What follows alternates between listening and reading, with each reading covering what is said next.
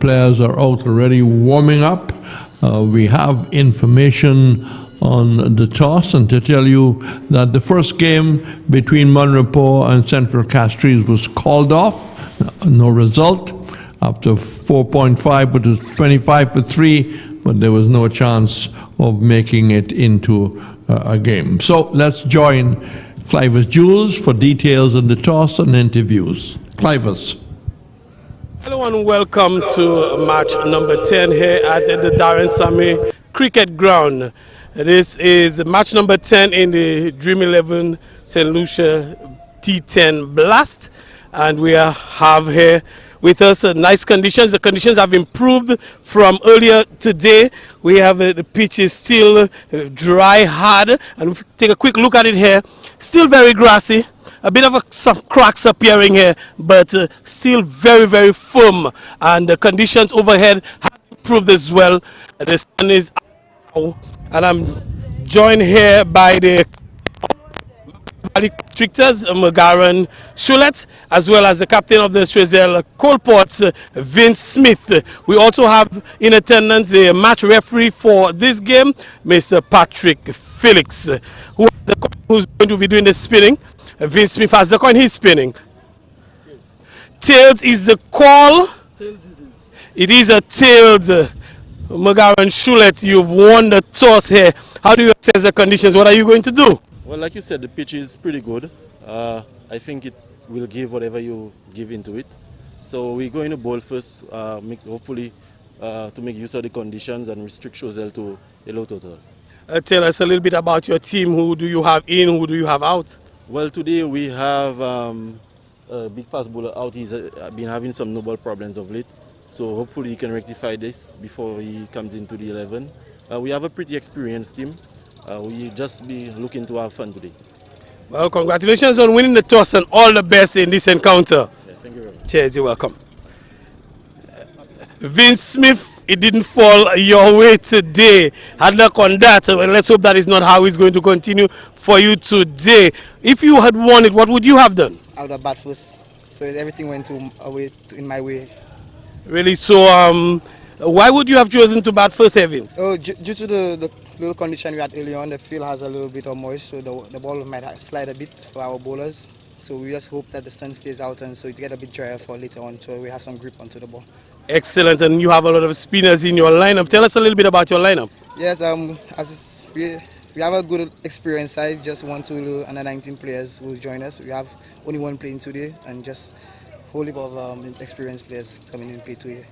And as the defending champions, what sort of strategy are you looking to employ going into this year's tournament? Oh, cricket is a really natural game, so everybody come there and they play their role. Everything's going to happen smoothly and the success will come after. Very well. Well, all the best in this year's tournament, Vince. Hope you can defend your title and hope you have a good start today. So all the best. Yeah, thank you very much. You're welcome. You heard it from Vince Smith here. The news is that Mabouya Valley Constrictors, they've won the toss and they've decided to bowl first. That's it from the middle. We go back up to the commentary. Well, thank you, Clivus. And on the question of fielding first, Gary Matron is with us, former West Indies Windwards and St. Lucia player. Fielding first might have its advantage and disadvantage because despite the improvement in the weather, Gary, it probably will be a little difficult to hold that ball. Yes, definitely. Good afternoon to the viewers. Yes, Reds, I think it would definitely difficult for especially the spinners to grip the ball early on after those showers. Hopefully, those guys come on with some rags and they're able to grip the ball properly so that we could have a wonderful game. As you could see, as we know, the game before was rained out. So hopefully we have a good game. As a spinner yourself, how did you overcome a wet ball? I think for me is trying not to spin it too much because obviously it's going to slide through the fingers, but just trying your best to land the ball in the areas that you want to land it. It's the shorter version, so you only have 12 balls. and you want to bowl those 12 balls in a precise line as possible. So it's just getting the job done, just making sure you contain the batsman as much as possible. And quickly, what can you tell us about the teams? Who will start as favourites?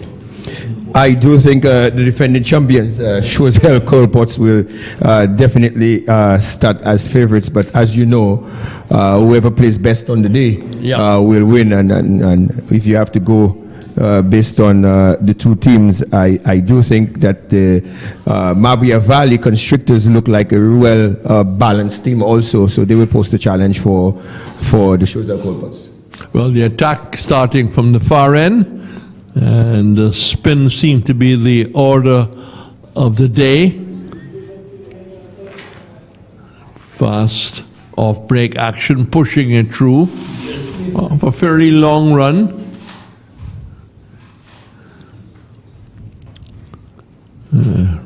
Trying to tweak it, but going wide.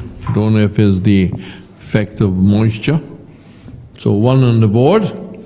Choiseul Colpots hoping to put a competitive score on. And that's in the air and through the gap.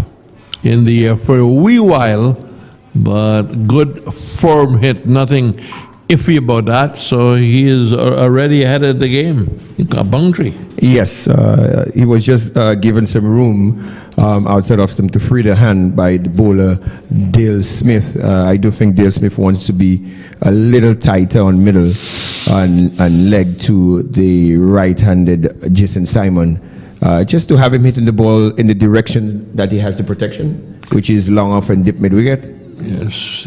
Long on, sorry. Nice looking shot.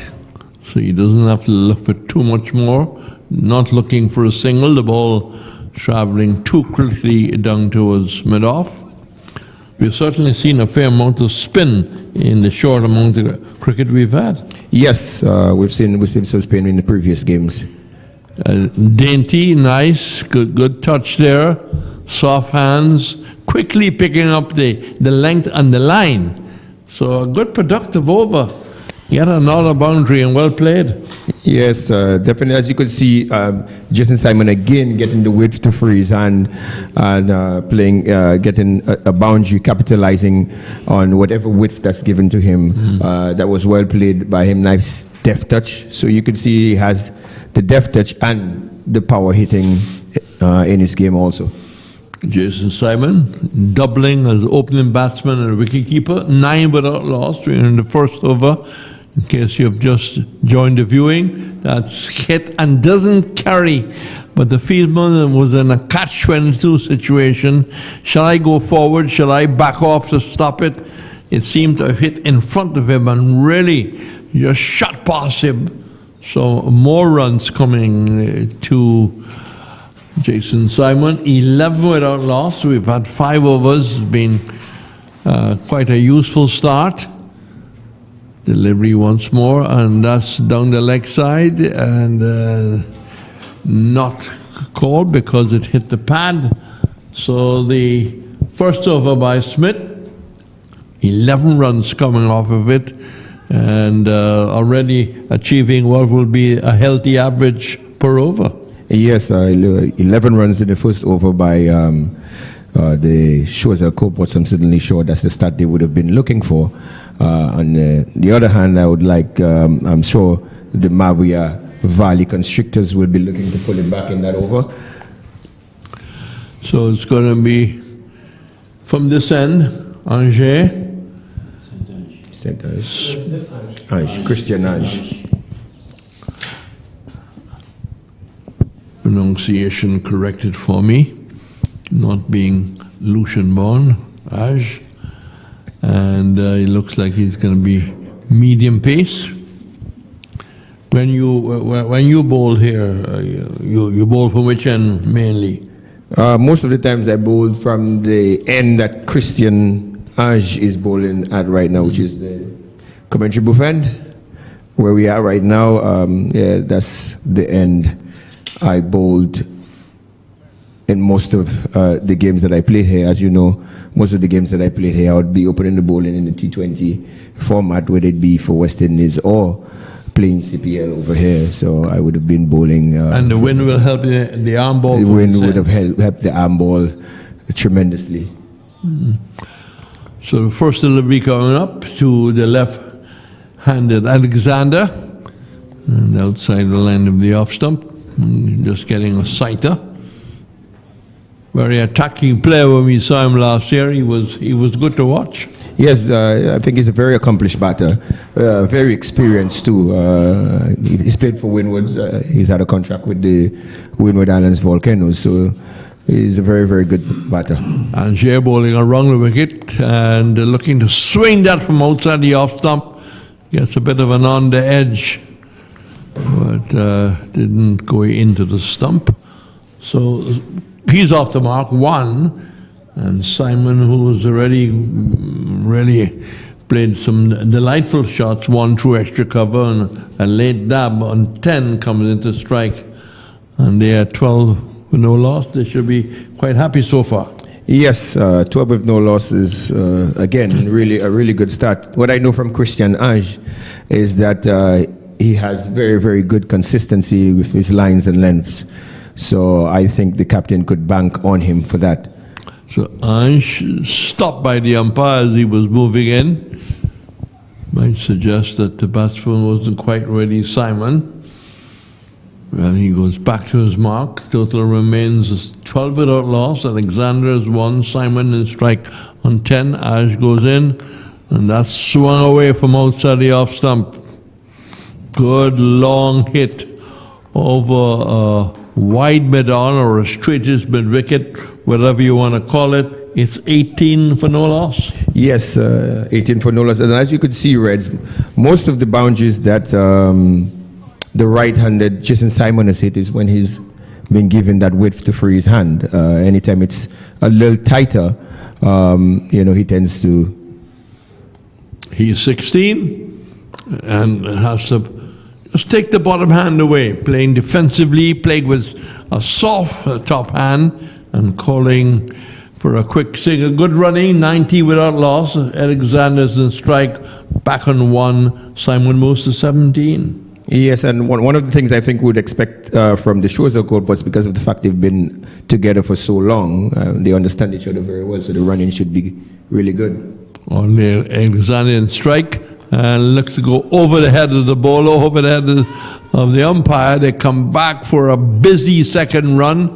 The return was sharp, but kicking. But in any case, as it kicked past the bowler, who was trying to, of course, create an opportunity for a run out. The batsman was already 21 without loss, 1.5 overs. Certainly a very productive start. And Jay around the wicket to Alexander.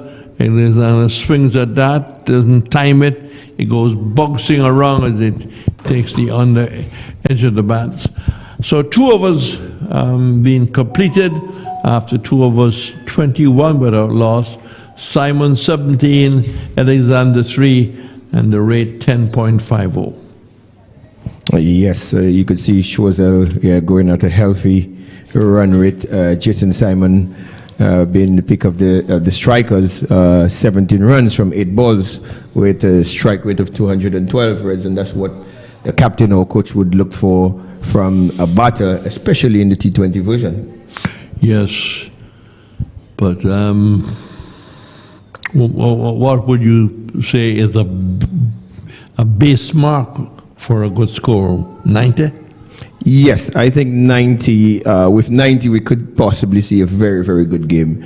Very, very good game. I see the Mabouya Valley Constrictors have some very, very good batters, very capable batters in their lineup. So, I do think if they could get the Choiseul coal pots for something under 120, I do think they could, chase it down or maybe make a game out of it.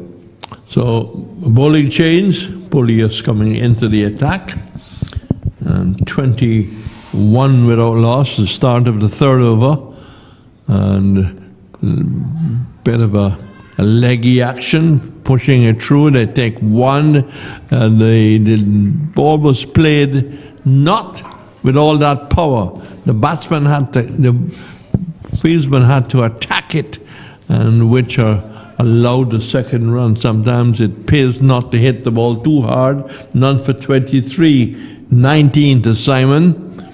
He'll be happy with the start. Deep mid-wicket going out.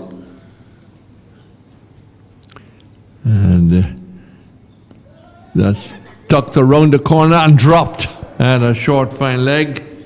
He had to get off the mark, reach for it. He seemed to have gotten both hands to it, and at that point should have taken it. 24 without loss, should have been 24 for 1. Yes, and that's Christian Ange being the culprit for that drop catch there. You know, in terms of if he had taken that catch, then that probably would have made a world of difference in Mabouya Valley Constrictors just pulling the bricks. Simon 20, Alexander 3, just retaking his guard. We have lost the sunshine momentarily. We had it when the first over was bowled, but it's gone its way. Here's what we know. We do not have any rain. We've already had the first game rained out between Monroe and Central Castries.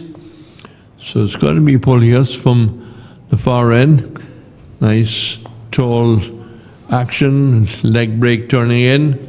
And what a difficult return for someone not looking for a single.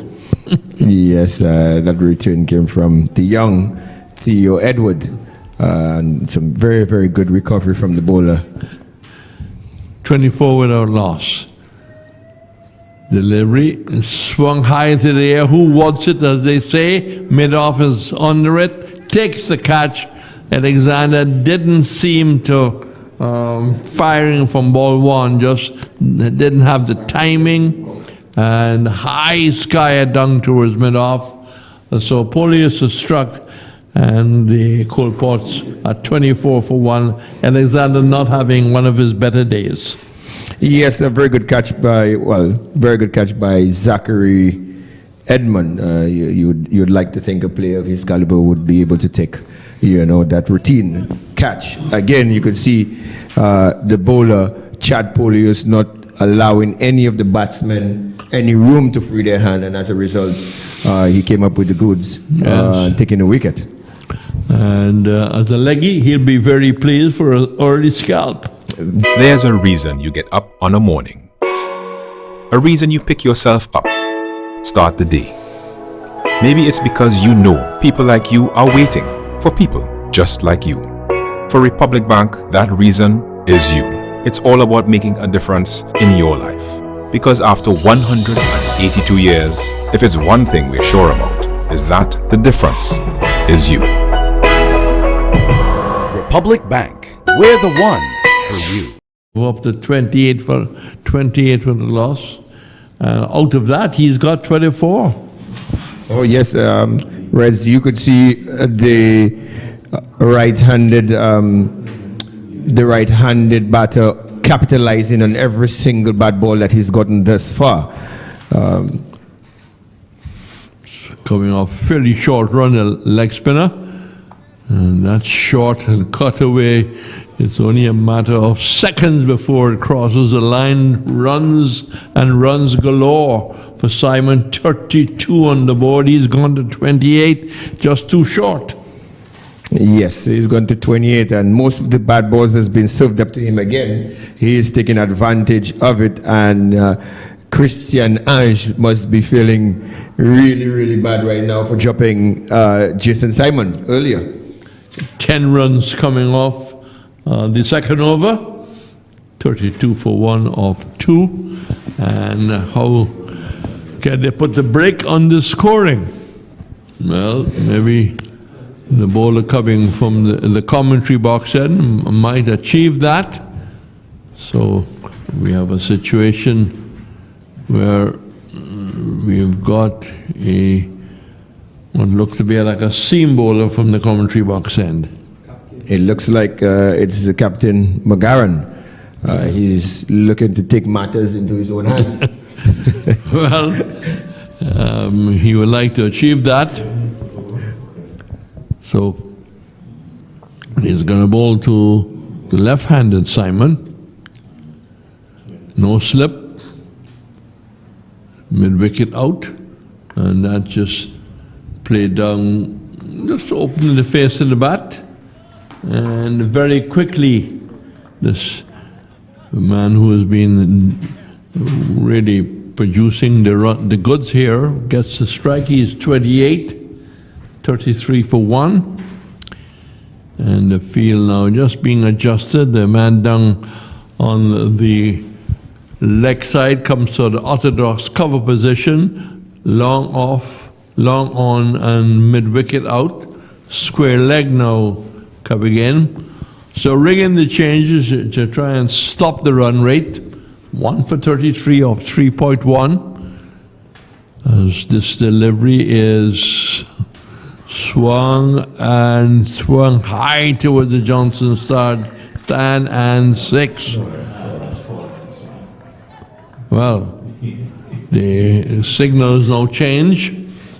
I think well received by the fielding side. They didn't want to concede a maximum there, but 4 is 4. It goes to 37, and Simon moves to 32. Yes, and again you see Simon just continuing with the hemorrhaging. He's 32 from 13 balls, and he's gotten some pretty ordinary deliveries and taken full advantage of them. So once more, just clips it out to the onside. Look for 1, could look for us. No, they say don't run on a misfield. Not the return was all that great, so they had to settle for just a signal, which will be probably well received. They can't concede many more boundaries in this and the overs to come. Greg Wilson will pick up the commentary after the 5 overs are completed. This is slapped down towards mid-off and playing with the shot, looking for the single, running with the shot. 1 more to the total. 33 years, 1 for 39. Yes, Rez, I don't know if you see, what's noticeable for me is the fact that, and I want to applaud the Choiseul Colpots, they're not just looking for boundaries, they're actually rotating the strike very, very well. So the good balls, they're still getting 1s off of them. 3.4, 1 for 39. Good delivery. Came back and had to take the bottom hand away and defend. So a rare dot ball being recorded by our scorer Roland Cox, bowling without a sip. Charlotte. Chipping first as he starts to move in, low crouch forward, and that's swung away right out of the playing area. And we will take some time before we find that. It's gone into the Johnson Charles stand. In the meantime, we can tell you it's raced to 45 for 1, 45 for 1. Simon is on 39. And the strike rate rushing up towards 12, 11.5. Yes, we see some very, very good shots from Jason Simon. And then he's just, like I said earlier, continuing with the hemorrhaging and hence putting his team into a very, very healthy position at 45 for 1 with a current run rate of 11.25. Well, you were saying that 90 would be a good base. Well, they're definitely on the way to that, Gary. Yes, and I do think that the Mabouya Valley Constrictors will be definitely looking to get the Choiseul Colpots on the total of under 100. Under 120, because I think the Mabouya Valley Constrictors have a very, very good batting lineup. Like I said, they have some experience mixed with some youth. Zachary Edmond into the strike. Can he pull things back? We just have to wait and see. He wants a couple of changes. Back to his mark. And he's going to move in 45 for 1. And that's a no ball and slapped down towards a backward point. So overstepping and lovely shot wide outside the off stump. So again, the score is racing on 50 for 1. What a start. Yes, wonderful start by the Choiseul Coalports, and you could see the Constrictors are not helping themselves at all with the look. You have the new bowler Zachary Edmond bowling a no ball. So now we have the free hit. Let's see what the free, well, that was fairly wide, but within the legal area. So no wide call, so it wasn't a double whammy where the free hit was hit out of the Darren Sammy. Still 50 for 1 of 4.1. Partnership really going all the time. Now 26. That delivery is just pushed out on the offside and an easy single. So just a quiet period with nothing coming off the free hit and just a single off the last delivery. Simon is 39. His partner is 7. 1 for 51 or 4.2. You know, field changing around with a backward point coming in. There's a third man already. A sweeper way back on the rope at a squarish cover. Long off cover. Long on mid-wicket. That's hit over the bowler's head. They'll take one. Will not look for the second. Went far away from one, but when it's traveling so quickly, Gary, it's impossible to look for the second. Yes, that's right. Those days, those guys hit the ball so fiercely, it gets down to the fielders in no time. Zachary is bowling a much better over. 1 for 52. That's just stared, nudged down to a short third man. Again, the strike is rotated, and the point you made about not just looking for boundaries, certainly rotating the strike well. Yes, yes, and you could see that the Choiseul Coalports, they've been playing together for a while, and they understand each other very, very well. So you could see how that's paying dividends in terms of they, being able to communicate properly in terms of running between the wickets. The right-hander now is in strike. Simon, who's wrist 40, and Zachary once more. That's over square leg, and 6 has signaled now by the ruling umpire, just too short, and just leaning inside of it. Nicely placed for the pull shot, and well put away as he races up towards 50. 50 off when he gets there will be off of very few balls. He's on 46. It's 1 for 59. Yes, he's on 46 from 18 balls. I know the quickest 50 in the history is from 18 balls. Zachary in. And in the same direction again, that's his 50 off 19 balls, I make it. So what a hurricane of a start here by Simon. 63 on the board for 1. He's reached his 50. You want to give the details?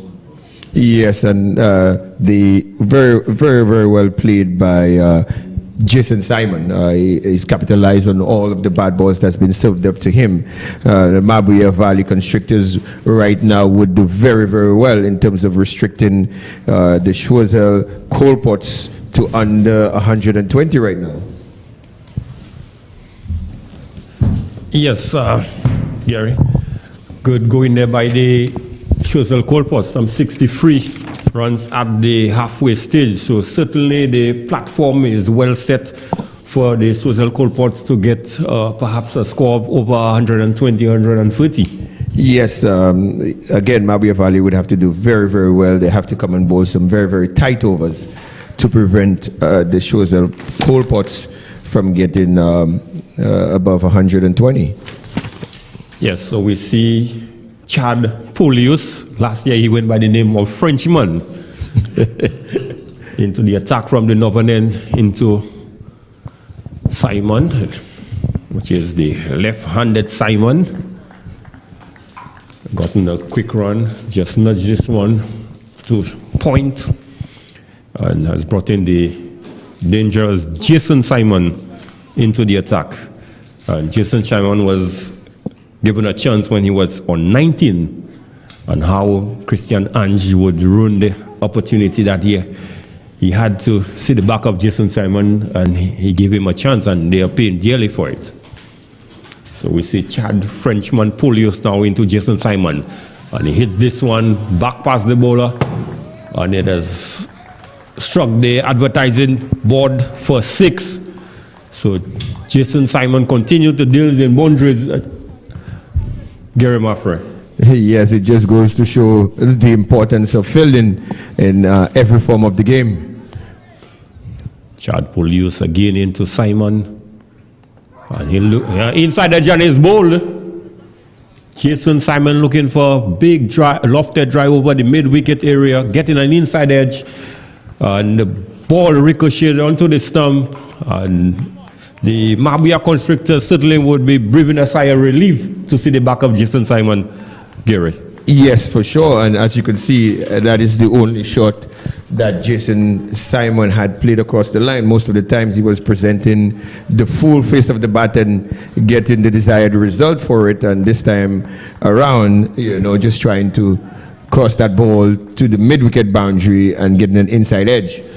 Yes, so good knock indeed by Jason Simon. He was bowled Chad Polius for 56 of 21 deliveries. He struck 6 fours and 4 sixes and only 5 dot balls in the process. So with a strike rate of 266, certainly a good knock by Jason Simon. Yes, I think that's a very, very good knock by Jason Simon.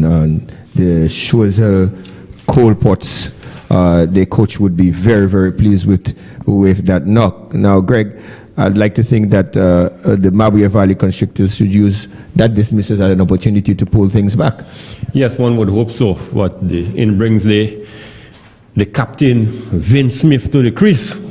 So one would hope that he could play a captain's knock for his team. Down the leg side, attempted sweep shot, got a bottom edge, went to the mid-wicket area. He wants a second one, but Alvinus Simon is not interested.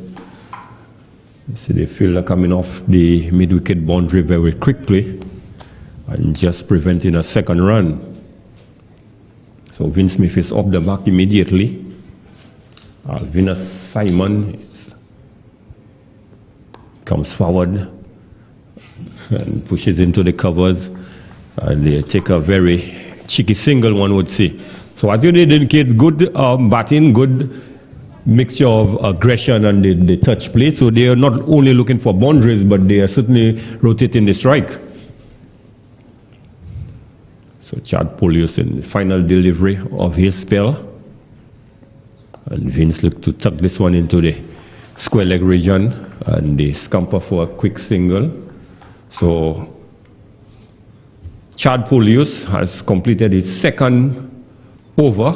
He has picked up 2 wickets, but very expensive, 2 for 21. Yes, he's picked up 2 wickets, 2 for 21. If you look at the Mabouya Valley Constrictors bowling, every single one of the bowlers has gone for 10 runs and above in their overs. So hence, the score shows a score Coalports on 73 in 6 overs. Yes, certainly they have not been able to keep a tight line and length. So the new bowler is Dale Smith. Yeah. And for the ball, I see the umpire signal, oh, it's a bye. So this one went straight through the keeper, and they were able to run for a second run. So 2 byes considered. The score moves on to 75. And Vince, almighty drive on his ball. Vince Smith playing across the line. Perhaps an ill-advised shot. Just came into the crease in the previous over. looking to pull this one over the mid-wicket area, completely missed this one and was comprehensively bowled by Dale Smith. Yes, again, you're seeing another cross-batted shot, getting another batter out again.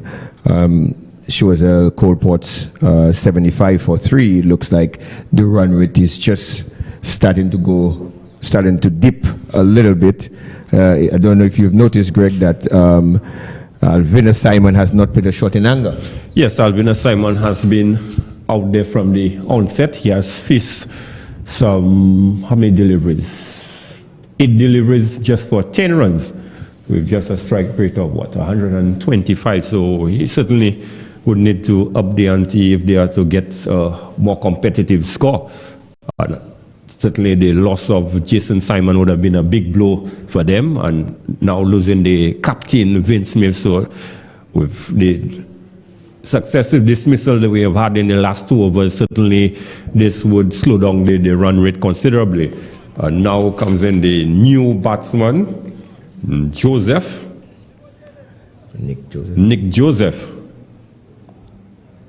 Dale Smith into Joseph, short one outside the off stump, looks to cut this one. Misses, and wicketkeeper collects cleanly. So certainly the Constrictors are looking to pull things back. Again, an attempted sweep shot. Again misfields this one, and they're coming back for a second. What should have perhaps been just one or even half a single, one would say. But Ange, really sloppy fielding by Ange, and in the end, it cost them 2 runs, Gary. Really poor fielding by Christian Ange. Yes, very, very poor. He dropped the catch early on. He's not having a very good day in the field so far. So Smith into Joseph. Drive this one. Can beat Chad Polius at points. And Dale Smith has done a reasonably good job for the Mabouya Constrictors. He has bowled some 1.5 overs. He has picked up a wicket and only conceded 14 runs. So let's see if he could end his spell on a high. An attempted slog sweep to the man wide of the mid-wicket area, resulting in only 1 run. So this brings the end of Dale Smith's spell. 2 overs, 1 for 14. So he has bowled very economical. One would say 7 and over, the best so far of the Mabouya Constrictor bowlers. There's a reason you get up on a morning. A reason you pick yourself up. Start the day. Maybe it's because you know people like you are waiting for people just like you. For Republic Bank, that reason is you. It's all about making a difference in your life. Because after 182 years, if it's one thing we're sure about, is that the difference is you. Republic Bank, we're the one for you. And Audie Alexander, even the captain Vince Smith, is back in the hut. So certainly they are in with a chance to pull things back. And we see Christian Ange now has been given the ball. His first over, he conceded some 10 runs, so he's been having a miserable day in the field. Let's see if he could redeem himself with the ball for the Constrictors. Yes, hopefully he does that. I think that is very much needed for the Constrictors. So let's see if Christian Ange could redeem himself by maybe picking up a couple of wickets in this over. Yes, that would be exactly what the doctor would have ordered. So Ange now will be bowling to Nick Joseph, who is taking a bit of time to really get settled. Was making some adjustment to the helmet, then the gloves. Is now marking his guard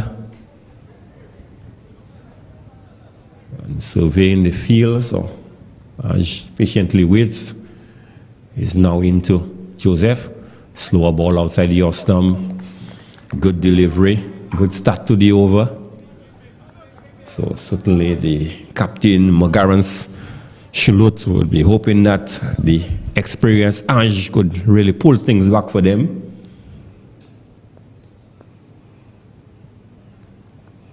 Another ball outside the off stump, and a bit of movement there, Gary, by Christian Ange. Yes, you could see that movement back into the right, and again you could see a very, very tight line on top of off stump with the bowler just finishing on off stump. Ange for delivery of the over. Outside the off stump again, getting a bit of bounce, and Joseph looking to cut, but the ball had long gone past him when he completed the shot, so certainly he was beaten for a bit of pace. Yes, but you look at the height the keeper collected that ball, and you could see Aj is trying to leave on that line.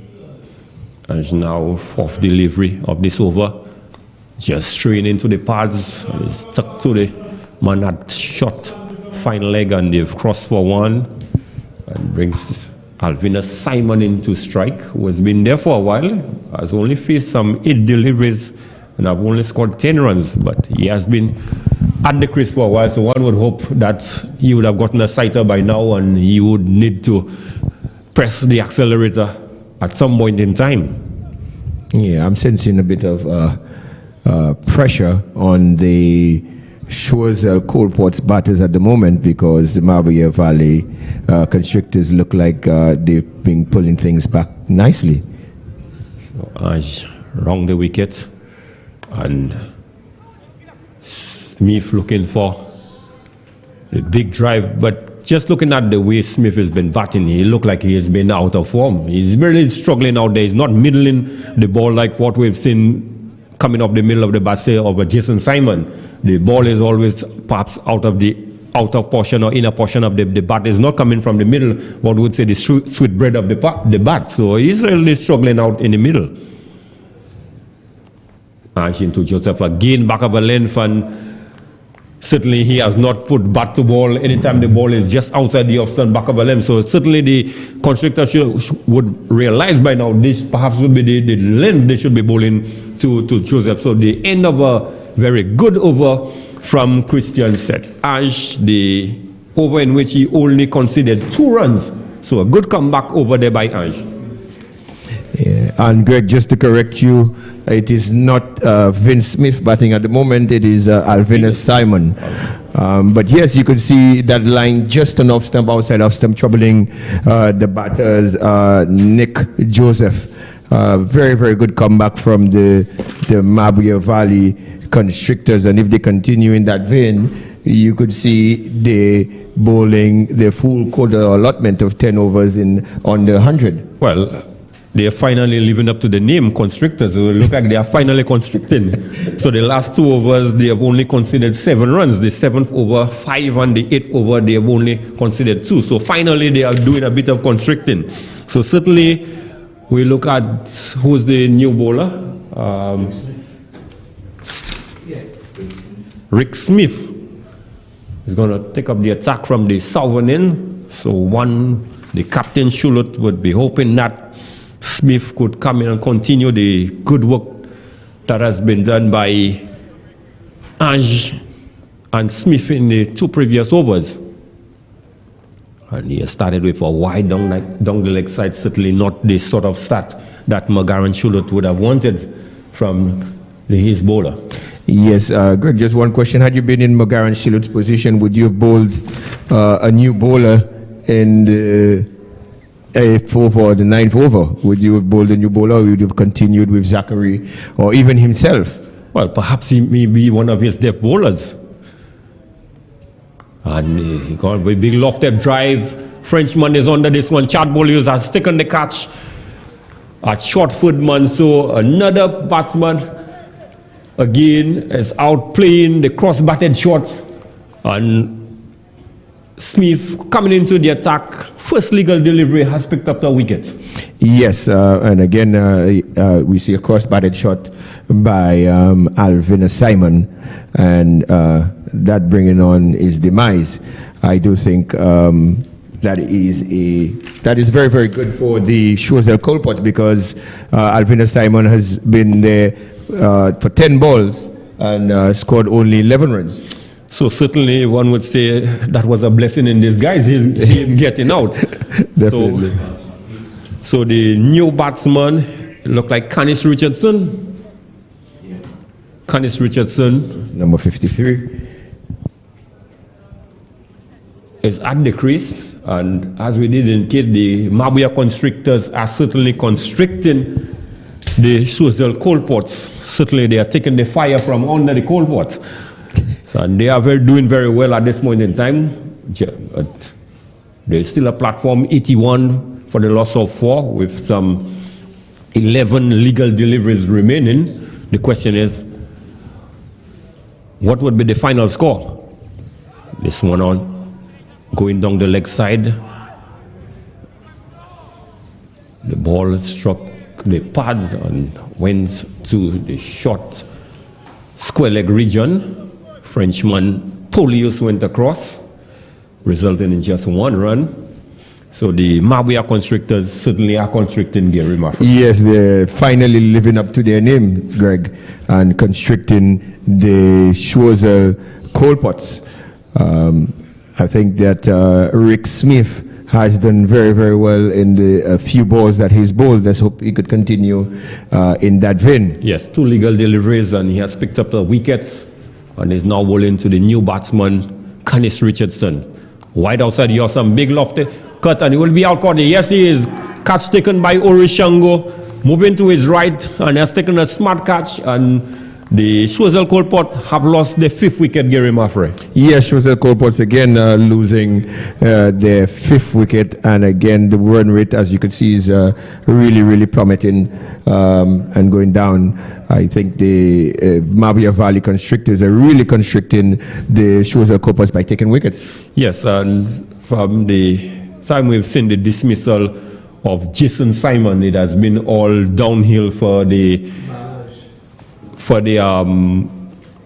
Choiseul coal pots. They were at one time enjoying a rate of well over 14 runs, and now it has dipped to 9.65. So certainly the dismissal of Jason Simon has really done well for the Mabouya Constrictors. So Rick into the attack, and he has picked up his 2nd wicket for just 1 run. An attempted pull shot into the mid-wicket area. They have 1 run, going for a 2nd one. Oh, there's going to be a disaster, and it's going to be a run. Oh, my goodness, a comedy of errors. The ball was sent to the bowler, Rick Smith, and Joseph was just thrown that halfway down the wickets, and he just could not have effected the run out to Gary Murphy. Yes, and that came from the substitute, Jelani Joseph, who just fielded that ball on the dip mid-wicket boundary. Obviously, he's one of my boys at the Sports Academy, so he did well in terms of getting that ball to the bowler. Yes, really should have had an easy run out. And it's a wide signal by umpire Francis Morris. Smith to Saint-Ange, wide down the leg side. Perhaps getting a bit carried away, having picked up 2 wickets so far in the over. And Greg, what just brings me back, again, since we've seen the dismissal of Jason Simon, had he been caught on 19? Yes, that would have made a big difference in the score presently. And a big lofted drive over the long off boundary for 6, and it's a no ball signal by umpire Francis Morris. So 7 runs would be added. It went for 6. It's a 4. It went for 4. Oh, 4 runs. My apologies. So the bowler Smith transgressing the line, and he was struck for 4. So 5 valuable runs added to the Choiseul coal pot score. So let's see what the free hit would bring. Smith into on is a short ball. Good delivery. The umpire Hakim at square leg, although it went past the shoulder height, but it did deem it to be a legal delivery. So final delivery of the over for Smith. He has enjoyed a reasonably good over, considered some 8 runs, and has picked up 2 wickets in the process. And this one goes between bats. Good bit in the wicket and the player. So the end of a good successful over there by Smith, picking up 2 wickets, but considering 8 runs in the process. But in the process, one would see is a relatively good over bowled by Smith for the Mabouya Constrictors. Of course, you look at the bowlers, and Smith has done extremely well in that one over that his bowled, picking up 2 wickets. He does look like he knows what he's doing. And the last ball looked like a slow ball, so he does look like there's some thought process in his game. Yes, so the captain McGarren Shulut would be bowling the final over with the rate at 9.89. So another 11 runs would take the Choiseul Colport to 100 runs, would be a good psychological advantage for them. And one would believe that Captain Shulut would certainly want to see to it that they do not have to chase 3 figures or anything above that. Yeah, definitely, Greg. If Captain Shulut could get them under 100, that would be perfect for him. Shulut now into Joseph. Outside the off-stump, goes for a big lofted drive, completely misses this one. Noticeably, Gary, the bowlers are getting a fair bit of bounce just outside the off-stump from when they're bowling from the northern end. Yes, I've seen a fair bit of bounce and carry. It looks like what you put in is what you get out. Shulut now into Joseph. Again outside the off-stump. He goes for the big lofted drive over the cover area, wide cover, and gets 4. So just giving McGarren Shulut, just giving the batsman a bit too much room to really free his arms. And he was able to capitalize on this one. Yeah, and there again, Greg, as you could see, there's just a little too much experimenting going on with the Mabouya Constrictors. They need to just stick to what works. If it's not broken, don't fix it. Outside the off stump, coming back into the batsman, but he just drops this one on what we would say the third wicket pitch, and was able to scamper for a quick single. So certainly every run counts at this point. The score moves on to 94 for the loss of 5, and this brings the left hand Valence St. Ange into strike. Ange has faced some 3 deliveries for just 4 runs. He gives him the charge, hit this one down to the long of Orichango, comes around, collects cleanly, rifles the return in. They are able to come back for a second, and they're thinking of a third. So 2 runs added to the score, 96 for 5. 2 legal deliveries left, Gary, and 4 runs needed to get to the 3-figure mark. Yes, I'm hoping that Captain McGarren has already noticed that the harder lens are the lens that work on that wicket for him thus far. So Shulut into Ash gives him the charge, and they're going to scamper for a bye, and should be a run out. Yes, the umpires, Francis Morris has read the dreaded finger, so Joseph looking to steal a run, because at this point every run counts, but resulted in him being run out. Yes, and that's very well done by the wicketkeeper, with him not panicking and just maintaining his calm and just rolling the ball to induce a run out. I think that was very well done by the wicketkeeper, and the Mabouya Constrictors would feel good getting the Choiseul Colports, making sure that they don't cross the 100-run mark. Yes, I guess Ange wanting to get Joseph on strike, but that brings in Bronte Bess on strike. He would have just 1 delivery to face, and can Bronte Bess get this one over the line to see the Choiseul Colports to a psychological score of over 100 runs? Shulut into Bess. On he hits this one through extra cover. The fielder comes wrong, fields cleanly, rifles the return back into the keeper, and it's only going to be 2. So the Choiseul Colports have ended on 98 for 6. Certainly the good comeback by the Mabouya Constrictors, considering at the halfway stage they were 63 for 1. There's a reason you get up on a morning. A reason you pick yourself up. Start the day. Maybe it's because you know people like you are waiting for people just like you. For Republic Bank, that reason is you. It's all about making a difference in your life. Because after 182 years, if it's one thing we're sure about, is that the difference is you. Republic Bank, we're the one for you. They were able to get 10 from the 6, 5 from the 7, 2 from the 8, 9 from the 9, and 9 from the 10. So certainly we've seen a considerable dip in the scoring. Let's look at the scoreboard.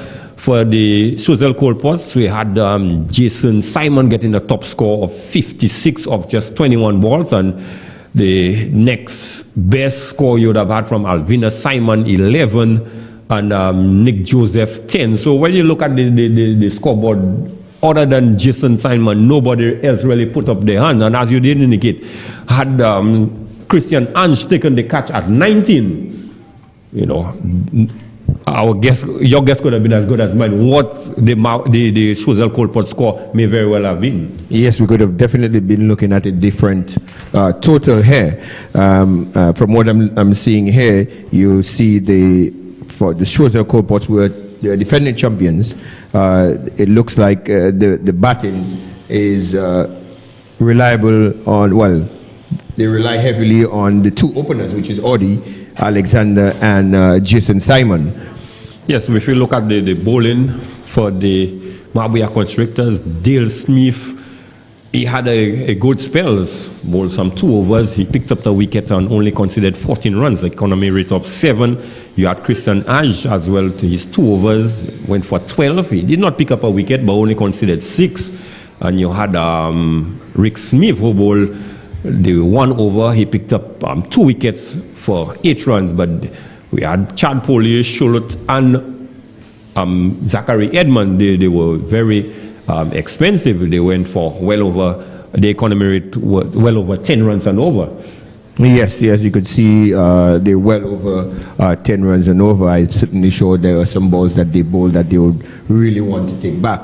But with that being said, I think the Mabouya Constrictors should be proud of themselves in terms of the way they pulled Choiseul back and restricting them to 98. And I think if they play this game with some head, I do think they could help themselves to a win. Yes,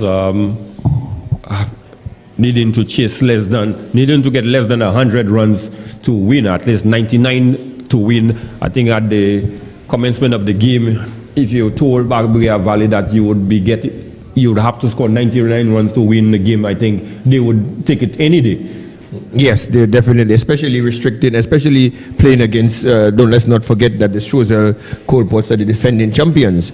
If Mabouya Valley are to win this game, that would be a huge victory and a huge boost to their confidence going forward. Yes, most certainly. Now, looking at the Mabouya team, the bulk of the runs, or the persons they would be heavily dependent on, one would think that Chad Polius would need to come to the party, or Shangu would need to come to the party as well, and Dale Smith. Even the likes of Zachary Edmond, who can do a bit of batting, and your boy from the academy, Theo, if he gets a chance. I know you would want to see him out in the middle, perhaps to stroke a few. So certainly the Mabouya team would have their work cut out for them, because the Choiseul Colports, if you look at the bowling attack, as you did indicate early on, they are the defending champs, and they themselves are very formidable bowlers. In the likes of, well, Audi Alexander, you have the likes of Bronte Bess. We've seen Valence Saint-Ange last year, was one of the key players. So looking at the bowling lineup, they do possess the bowlers who perhaps can do the reverse and constrict the constrictors. Oh yes, very, very well. I do think again, Choiseul Colports are defending champions for a reason. I do think they have a very, very good all-round team. They have some very, very good bowlers. Again, without sounding biased, I would love to see Theo Edward get a bat today. But just looking at the Mabouya Valley Constrictors team, Zachary Edmond could cause some damage, like you mentioned, Ori Shangu. You look at, I'm certainly sure their captain, I've seen him hit a few. Dale Smith, who has played national cricket before. All of those guys are very, very capable of hitting ball and playing some very responsible innings in terms of trying to get their team over the line. So, as we wait for the commencement of the second inning, which should be a mouth-watering event, we would take a short break, and when we resume, you would be hearing the voice of Joseph Reds Pereira.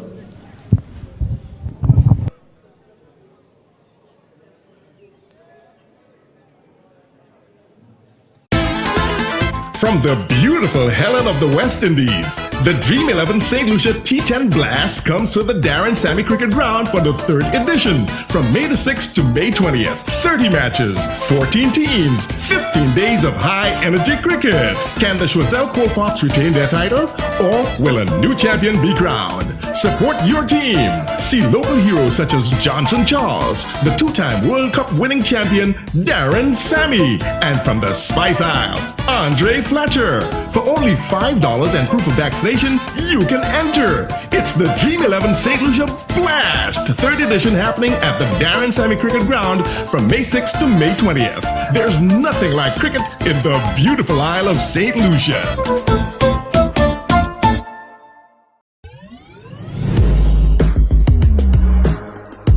I'm Tevin Senja, and winning is my thing. The hardest thing I had to give up was basketball. I had to make the choice, like, if I stay in that, I'll just be here in St. Lucia and maybe have gone to school and maybe gone to my dreams and be an MBA or something, but yeah, I had to give it up to... If I had to meet one mega athlete, it would be probably Michael Jordan. Ego. Reason being is that ego saw the great heights. Cricket. I go watch it, but it's them test one day cricket. That's not for them. But I would drink a lot of CMOS when I come home, and Afishi. I don't know if people know what that is, but it's like a cleanse for your body. I was actually listening to him on my way here, doing things my way, that's one of my favorite songs. Spider-Man all the way. The reason why I say Spider-Man, because Spider-Man was like in my first communion cake. I prefer indoor just because it has more money. I ain't gonna lie to tell you, but for the enjoyment of the sport, I would choose beach. Beach is more exciting. I throw on a good corn pie and some macaroni on a Sunday. You know, the Sunday food type thing. I could do that. But my favorite food to cook is local cuisine, the bouillon. I'm really good at motivating and advising people. I could sing. My baby has been around for me.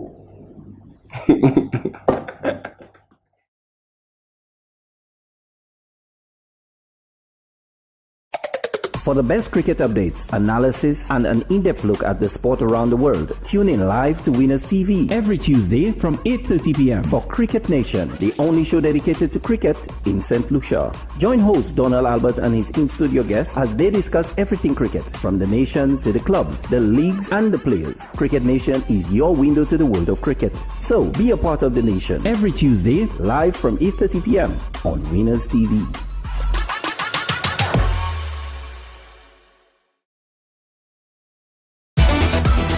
Winners TV is proud to bring to you Strictly Football. 1 hour of exciting football action from around the globe, taking all the highlights from St. Lucia, the English Premier League, La Liga in Spain, Ligue 1 in France, the Bundesliga in Germany, and even the Jamaica Premier League. Follow your favorite teams. You don't ever have to miss a goal. Just tune in to Winners TV at 8:30 p.m. every Monday for all the weekend action and Thursdays for the week's updates. Winners TV brings all the action to you. It's strictly football, the action-packed highlight show, keeping you abreast with what's happening in the world of football.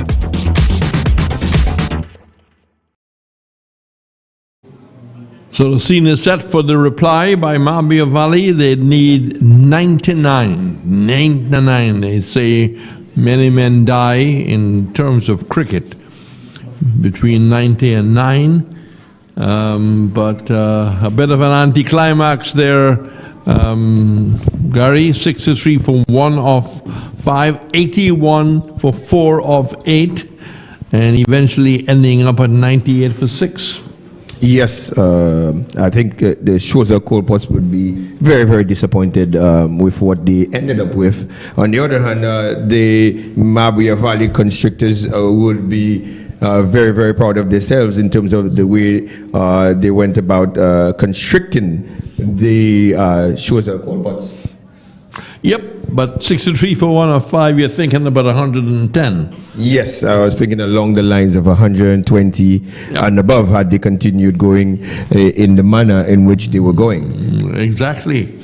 And Jason Simon, he'll remember his 19 ball 50, 56 overall of 21 balls, 6 4 and 4 sixes. Alvina Simon, I think, has got an apology to make. His 11 was off 10 balls. Yes, and he was there for almost majority of the inning. He scored only, he didn't play a shot in anger, like I was mentioning to Greg earlier. Well, a famous St. Lucian title will start the innings, pitched up, outside leg stump, and nicely played. A shot well played for nothing to mark, still not for naught.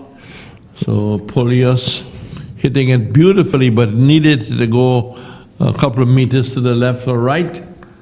St. Rose back to his mark. Bright red running away from us. Good colors, nice uniforms in this competition. That was short and just swinging, not really trying to keep his eyes on the ball, just reacting to the short ball. So he started well, St. Rose. Yes, Clemson Rose, a very, very smooth run-up, nice action. He started very, very well so far for the Choiseul. 2 dots, yeah. And that's exactly what his captain and his coach would have been wanting. And he's getting support. He's got a slip and almost a 4th slip as St. Rose comes in. And that's high in the air. It's going to go kicking on to the boundary.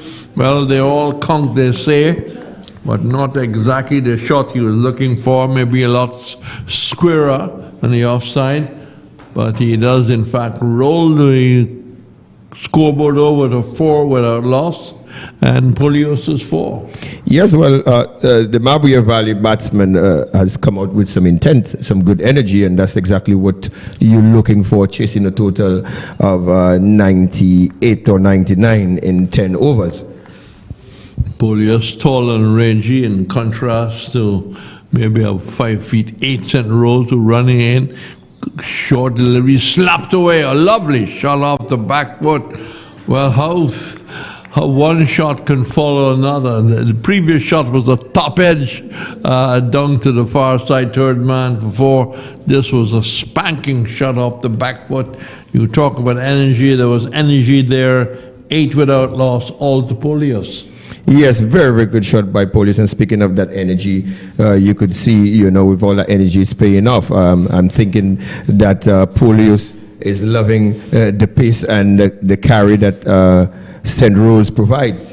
Captain must be saying, pitch it up. That's what Mac Morris said to Dow when he was bowling to Roy Fredericks. He does pitch up this time, and he pitches up, and this is going to drop safe. Almost 3 men chasing it.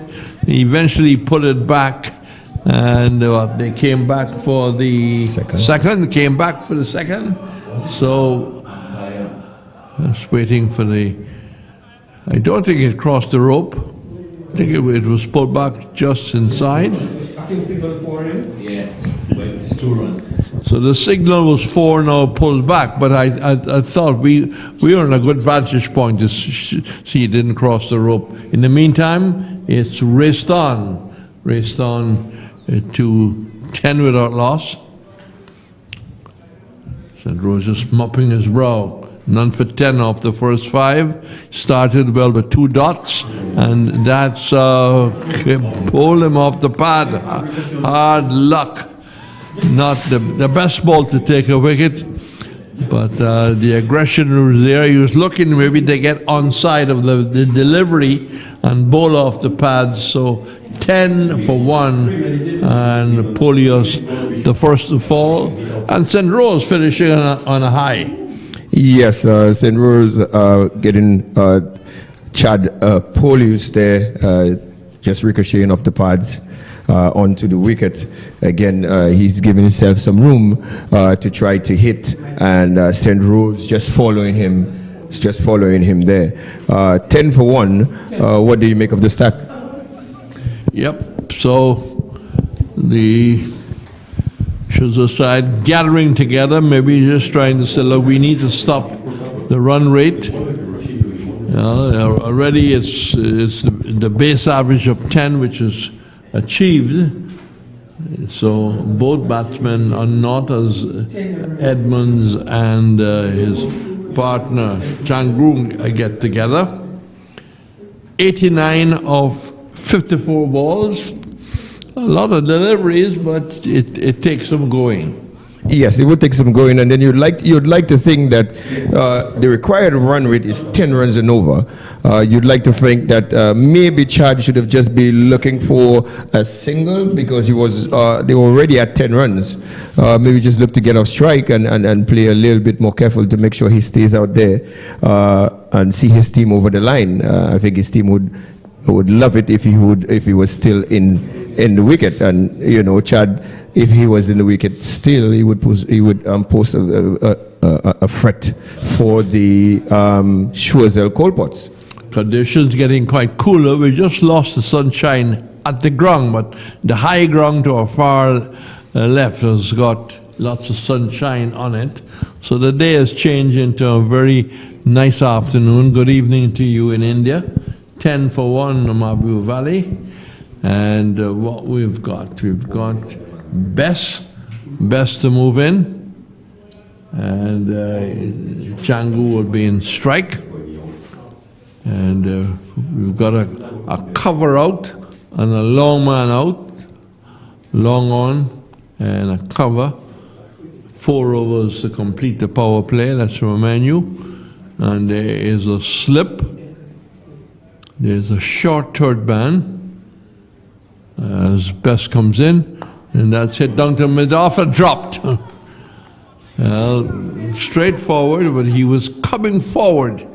He was attacking the ball, therefore I think it hit him with hard hands. I'm not a cricket coach. Someone next to me is probably more qualified to say. It goes to 11 for 1. That was my call. Yes, the fielder just going at this catch with hard hands. I do think, again, Reds, if you look at the field, it's a little bit predictable with a long on a sweeper. Yeah, so Edmonds not. Changu is going to one off that drop catch. That's down the leg side. And he doesn't have to worry about it because it's going to be rebowled. So 12 on the board. 12 on the board. They've got a long way to go. As Best going back to his mark, he must have been disappointed with what was a fairly poor effort by the mid-off. But you allowed the ball to come into you and give with the catch. Looking to drive through the line, well bowled, going back towards the bowler. So, question there, Gary, does Edmonds and Changu got enough firepower to keep the scoreboard really taking over? Yes, I do think both batsmen have what it takes to keep the scoreboard ticking over.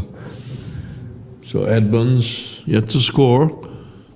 delivery, which is almost hit from inside out, as he looked to try and make some room outside the off stump, and ball takes the edge and goes down towards the third man. So Edmonds won, Shangu won, 13 for 1, and this is the sort of a blazing sunshine now, late afternoon sun, well welcomed by all, and it's going to be best to move into Shangu. Defensive shot. What they say, well, this is a comedy of errors.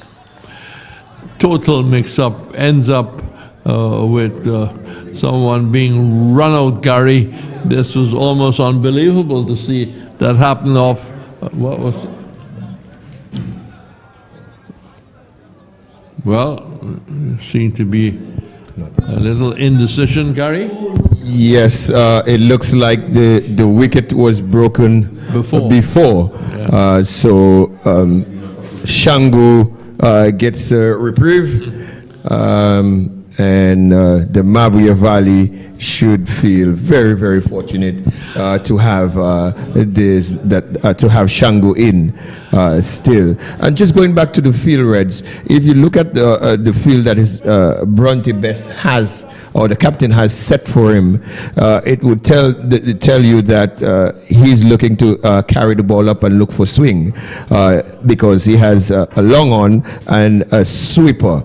So that would tell you that he cannot bowl any short pitch balls. He could only bowl the half volley lengths, and look to swing it. So the batsmen, if they're smart enough, they would pounce on anything that he misses in terms of length. Well, right now there's no change to what Gary was saying, suggesting. So it's 14 for 1, 1.4 overs. Best goals, that's down the leg side. Keeper half stops it. It might run close to the rope.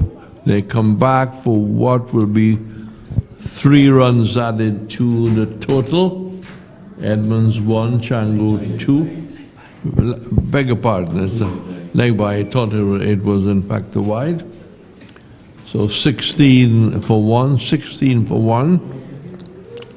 We don't see the hitting power which is necessary for the batting side to clear the lines. That's cleared the lines well. Nice looking shot hitting through the line as Best pitched up. Edmonds, beautiful shot. They will need many more like that if they're going to be in the money, so to speak. It's 20 for 1 and 2 overs bowled. Yes, very, very good shot by Zachary Edmond, just making use of the length that Bronte Best provided and presenting the full face of the bat. And if he continues doing that, I do think that he would get his team very, very close to the score. And Reds, if you look at the current rate, it's at 10. That's exactly what is required. So it's 20 for 1 in 2 overs. Yes, first over cost 10, second cost 8, and of course there was a couple of sundries. So 20 for 1, and the sun going and coming. It's now back with us. So a lovely afternoon as we come up to just close to 3:45 Eastern Caribbean time. Good evening to you in India. If you're with us, here's hoping that you've had a late dinner and enjoying the cast coming from Castries St. Lucia via the technology of Winners TV. 20 for 1. Edmonds is 5. Shangu is in strike. And Simon to bowl his optimistic leg breaks and hit out of the ground. Pitched up. Got to the pitch, it doesn't really matter whether it was turning or not. Good clean hit. He moves to 8. 26 for 1 there, level pegging with the required target. Yes, very, very good shot by Ori Shangu. and we did say, Reds, that Zachary Edmond and Ori Shango, as long as they're out there, they pose a serious threat to the Choiseul coal pots, and you could just see Ori just capitalizing on that bad ball by Alvin Simon. He's going to go around the wicket. That's the change. Is the ball back with us yet? I think we're getting some assistance from one of our cameramen who probably can ask for extra bit of pay, having to work the cameras and also search for the ball. So a temporary hold up here, 26 for 1, 26 for 1. We've had 2.1 overs ball, and playing in my young days, if you didn't declare the ball lost, you can keep running all the time. Well, it cleared the line. It was clearly a dead ball after that. 26 for 1. And two batsmen had a little bit of a conference, and it's going to be Simon to move in. He goes around the wicket. It really doesn't matter because the middle of the bat finds it, but it goes straight to mid-wicket, running like a bullet. So dot ball, 1 for 26 remains. Best balls that's hit in the air. Who wants it? Cover is saying, I will take it, and takes it indeed. So a bit of a skyer after hitting the ball right out of the ground, and they have lost their second wicket. 26 for 2. We have had 2.2 overs. Yes, again, I would like to think, and Alvinus, Simon would like to think that he got away with that delivery, because I certainly felt that had Ori Shango looked to hit that ball straight, he would have probably made better contact. Again, you see when the batters play across the line, what happens. So 26 for 2. Again, another little huddle by Choiseul. And therefore, I just want to appeal to everyone to really produce of their best at this stage. Second wicket, they need 99. Let's remind you, Mabouya need 99. The Coolpot boys got 98 for 6, thanks to a brilliant half century by Jason Simon, who got a 19-ball 50, 56 off 21 balls with 4 sixes and 6 fours. And what an innings it was, one to remember. 26 for 2, let's remember that. That's pushed out in the offside, and they take a quiet single. So maybe going around the wicket has helped them. Yes, as you can see, I don't think the ball is just going with the arm, which is just going across the right hander as opposed to it spinning back into the right hander. Yes, he changed around after the first delivery, pushing it through, and taken by the keeper standing up with a little dab shot by Gillette. Edmonds 5. The rate is 9.53. This delivery, again beaten outside the line of the off stump. He's very happy with that. He's produced 2 dot balls, and after 3 overs, it's 27 for 2. 27 for 2. But no one batsman is staying long enough. You know, if one of the openers was still there, it would have been maybe the making of someone who can race up to a half century. Definitely, Reds. If one of the batters were opening batters were still in, maybe there would be a different complexion to the game right now. But hopefully, Zachary could get something going with his captain McGarren, and hopefully we could see some fireworks. So Bess is going to hurry yet another over. 1 for 8. 1 for 8. Edmonds 6. Gillette no score. The competition continues tomorrow, and let's maybe just later on tell you who will be playing tomorrow. We have another double header. I'm sure that Greg will be dealing with that when he comes in. maybe too early to start reminding people. 27 for 2 over number 4 upcoming to complete the power play.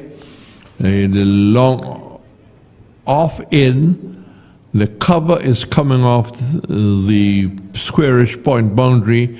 Mid wicket is out by the scoreboard, and they wheel around to the left. There is like a second slip in, and it's going to be Zendaj to bowl from the far end.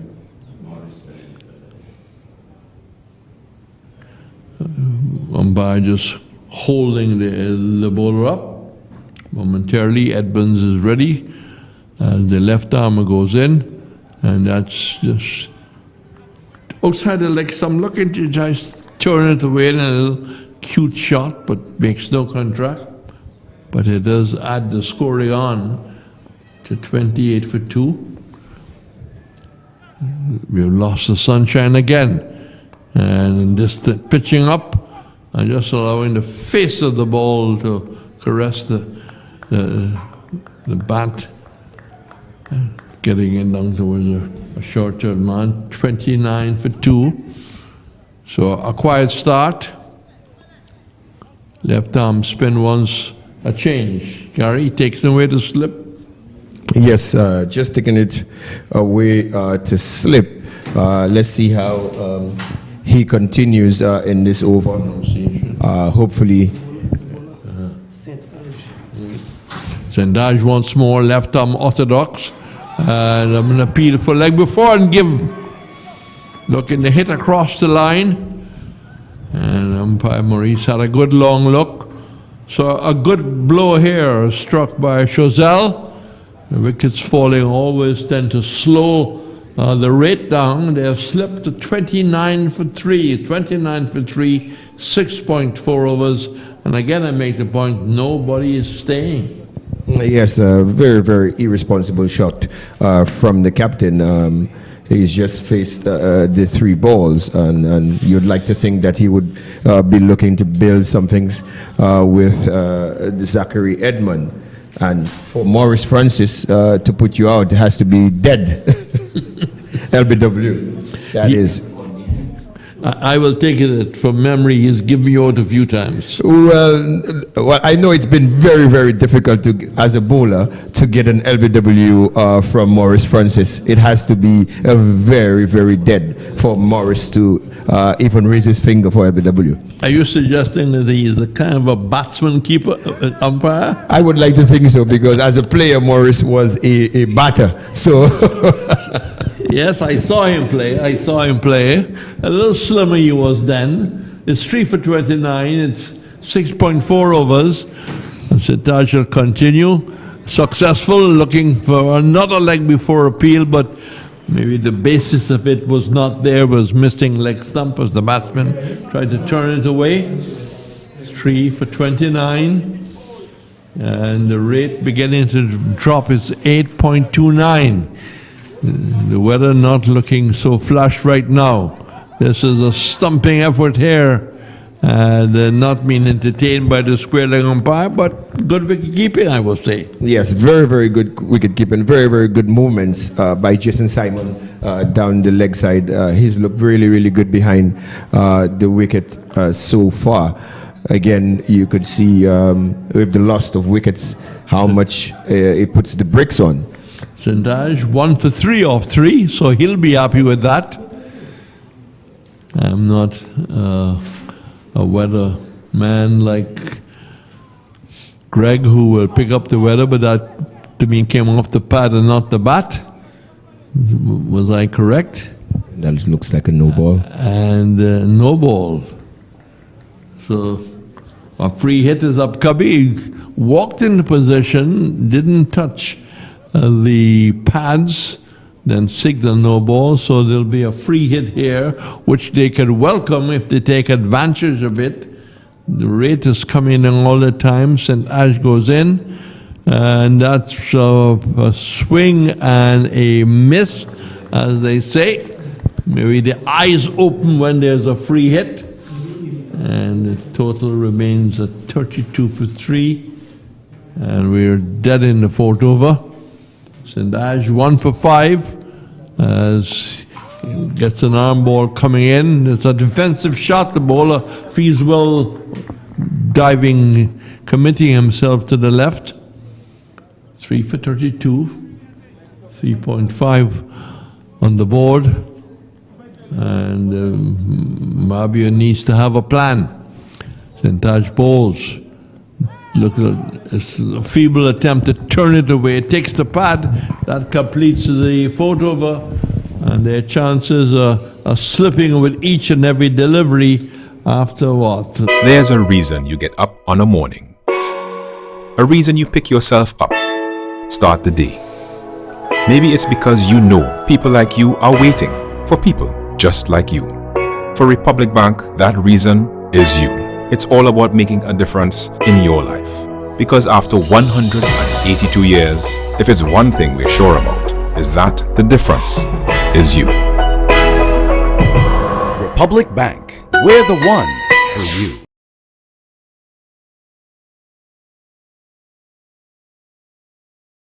Spread. Everybody running in different directions. There's everybody out. I can tell you a story about a young Barbadian off spinner who wanted to bowl. In the meantime, that's a nice dab shot down to a very short third man, a quick single. So straight away, Edmonds is back in strike. And it's going to be Simon to move in, going around the wicket. And he comes up now. And that's hit down to his long off. They can look for a second. They will look for the second because the fieldsman have to run a long way to his left. They're settled for 2, but they should be looking for a couple of boundaries. Yes, definitely. And you'd like to think Zachary should be the one to provide those boundaries for the Constrictors. Edmonds has moved to 9. And that's almost a miscue.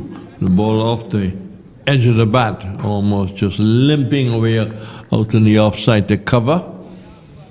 So from a bowling perspective, things are going well. From a batting perspective, not too productive. It's 3 for 36.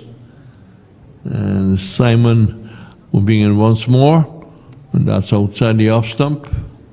Dot ball in Roland Cox's book recorded. Still 3 for 36. Still a long way off.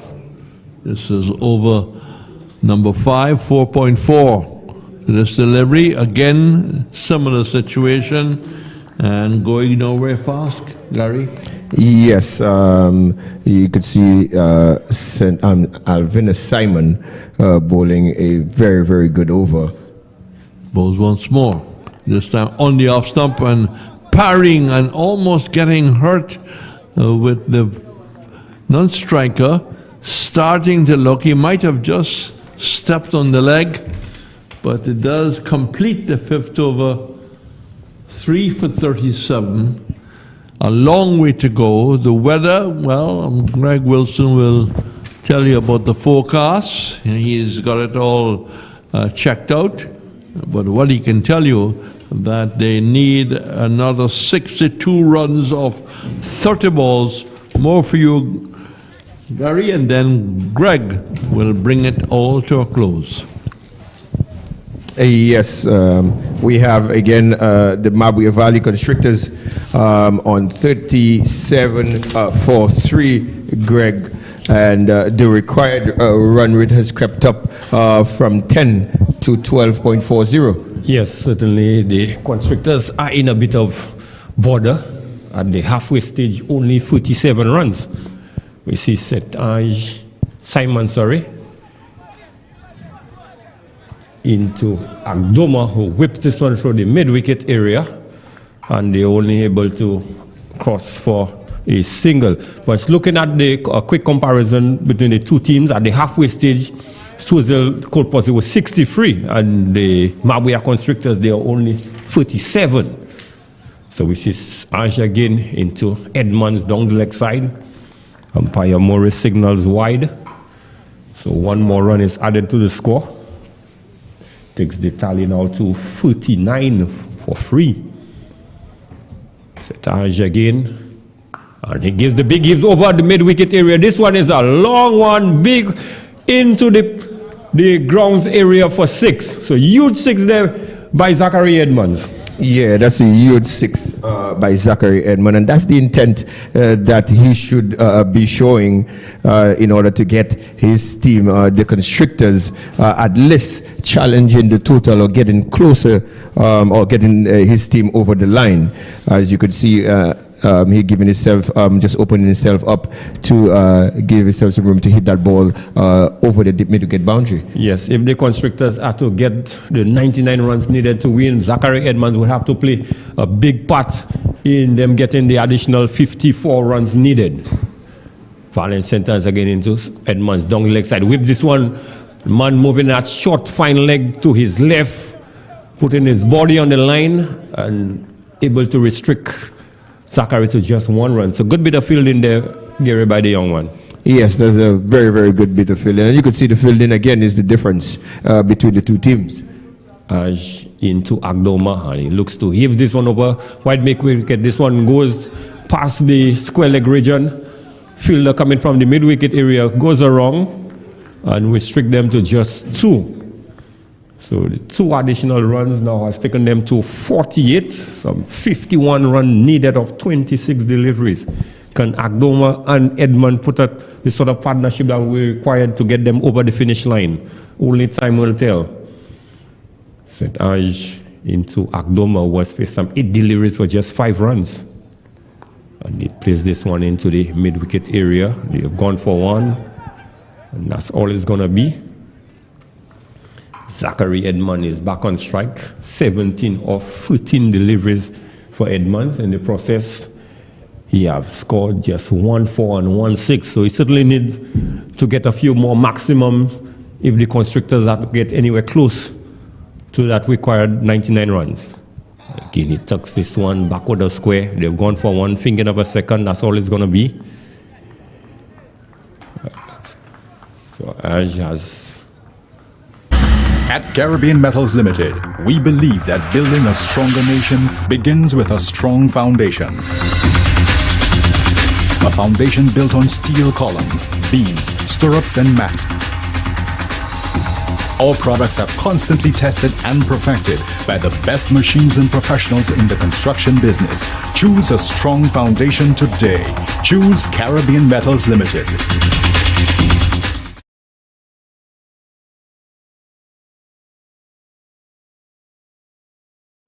The Choiseul Colports will take that in the context of the game. I'm certainly sure they would take that.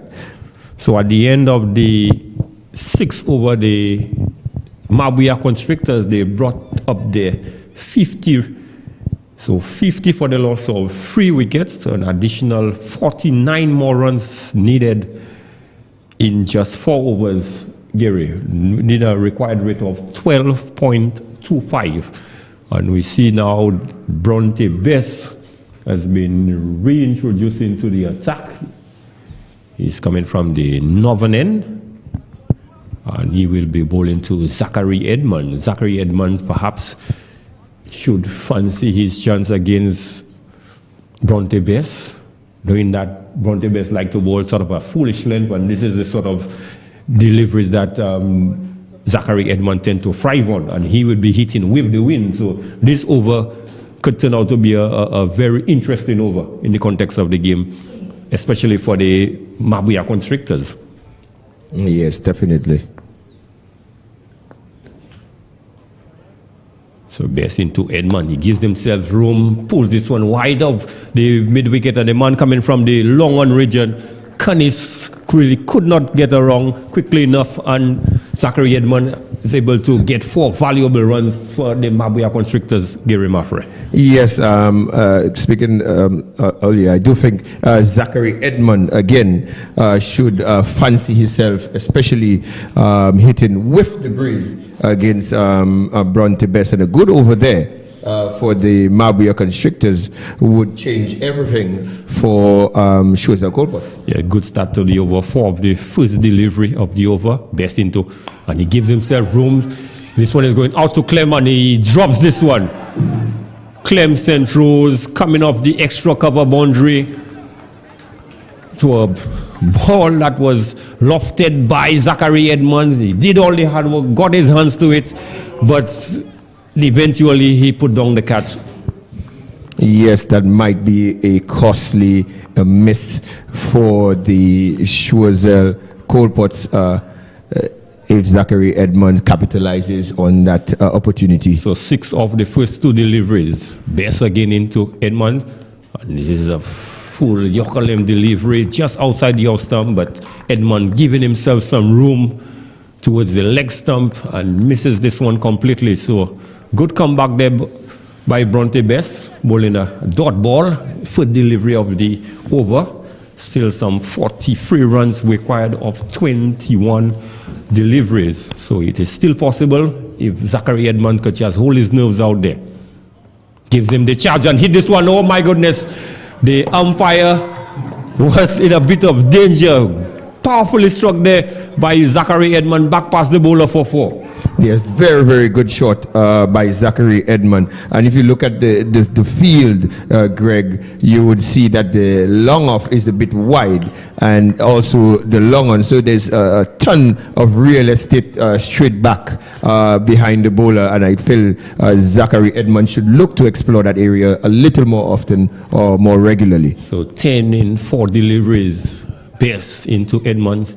Wide outside the off stump. Best seems to be feeling the pressure. And we're in the COVID era, so he's doing a bit of social distancing between the bat and the ball. But not what the CMO would have advised, not at a cricket game between bat and ball.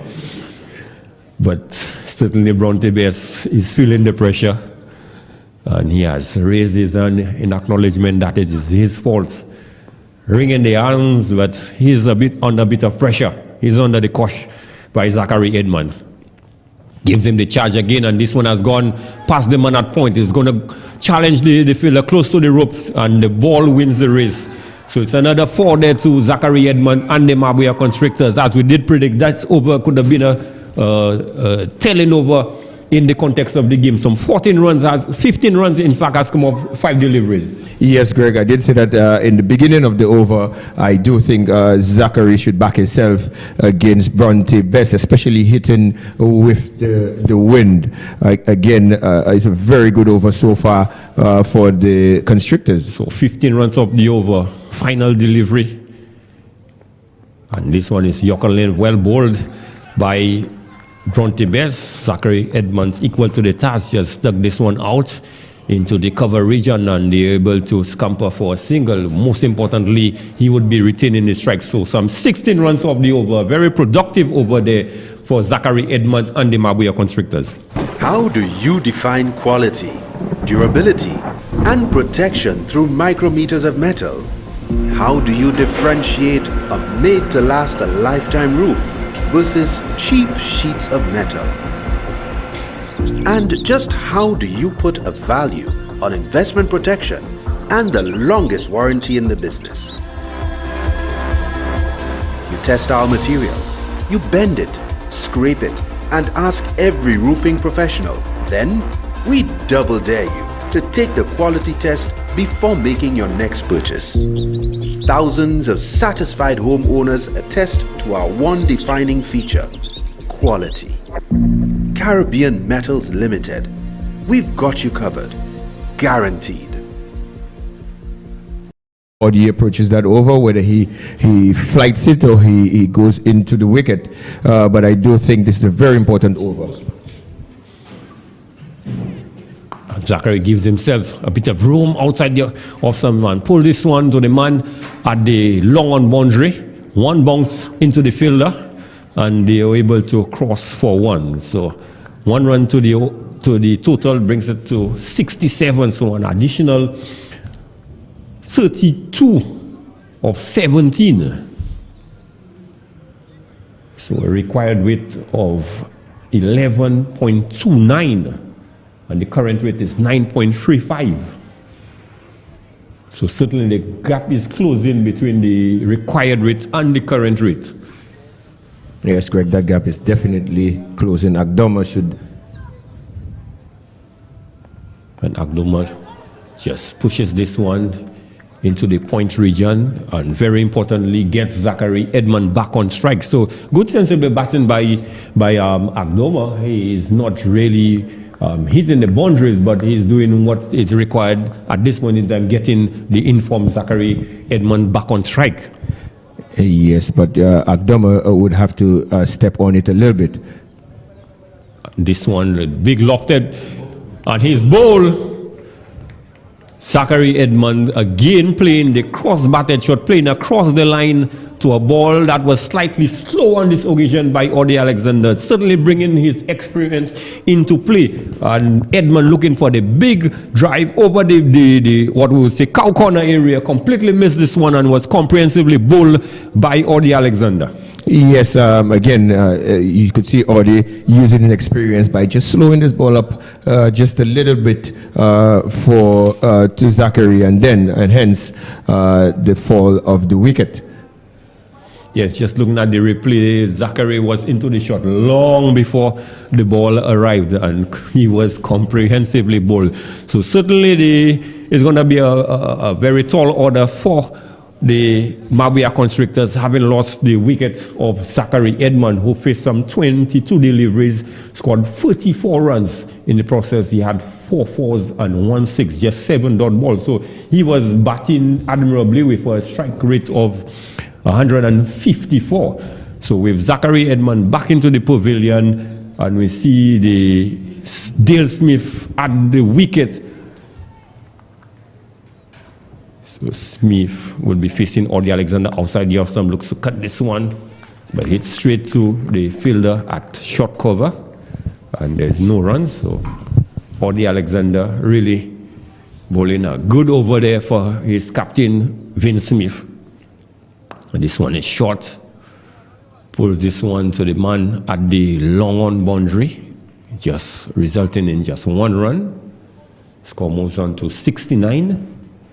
And Agdoma, at this point in time, as you did indicate, Gary, would need to step on the accelerator. He has faced some 10 deliveries for just 7 runs.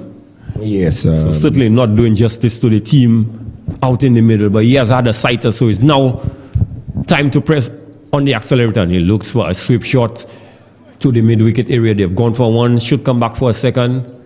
Bronte Best comes around, cannot prevent the second run. Rifles are returning to Odi Alexander. So the end of a very successful over bowled by Odi Alexander. There's a reason you get up on a morning. A reason you pick yourself up. Start the day. Maybe it's because you know people like you are waiting for people just like you. For Republic Bank, that reason is you. It's all about making a difference in your life. Because after 182 years, if it's one thing we're sure about, is that the difference is you. Republic Bank, we're the one for you. At Caribbean Metals Limited, we believe that building a stronger nation begins with a strong foundation. A foundation built on steel columns, beams, stirrups, and mats. Our products are constantly tested and perfected by the best machines and professionals in the construction business. Choose a strong foundation today. Choose Caribbean Metals Limited.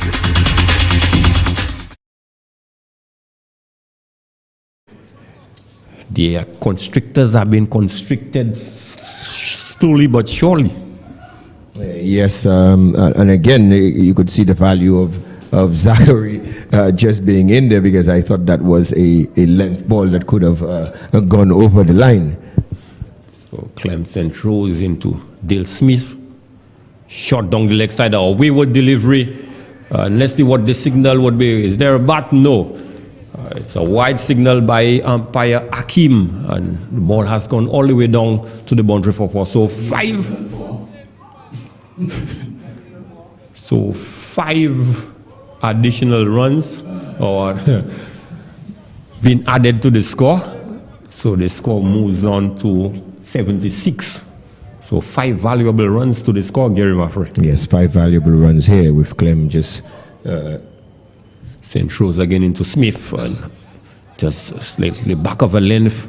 And Smith couldn't do much with this one, but just strokes it down to the man who was running in from the long on boundary, somewhere into the 40-yard circle. He collects and only restricting them to 1 run. So 22 of 10, Agdoma to face 11 deliveries, and he has only gotten 9 runs. So Agdoma certainly needs to come to the party if they are to stand a chance.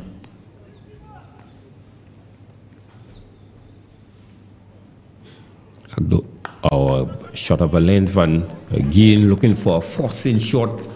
It's the bottom part of the bat, toe end of the bat, and the bowler collects cleanly, and there's no run. So Gary Maffrey is becoming tougher and tougher for the Constrictors.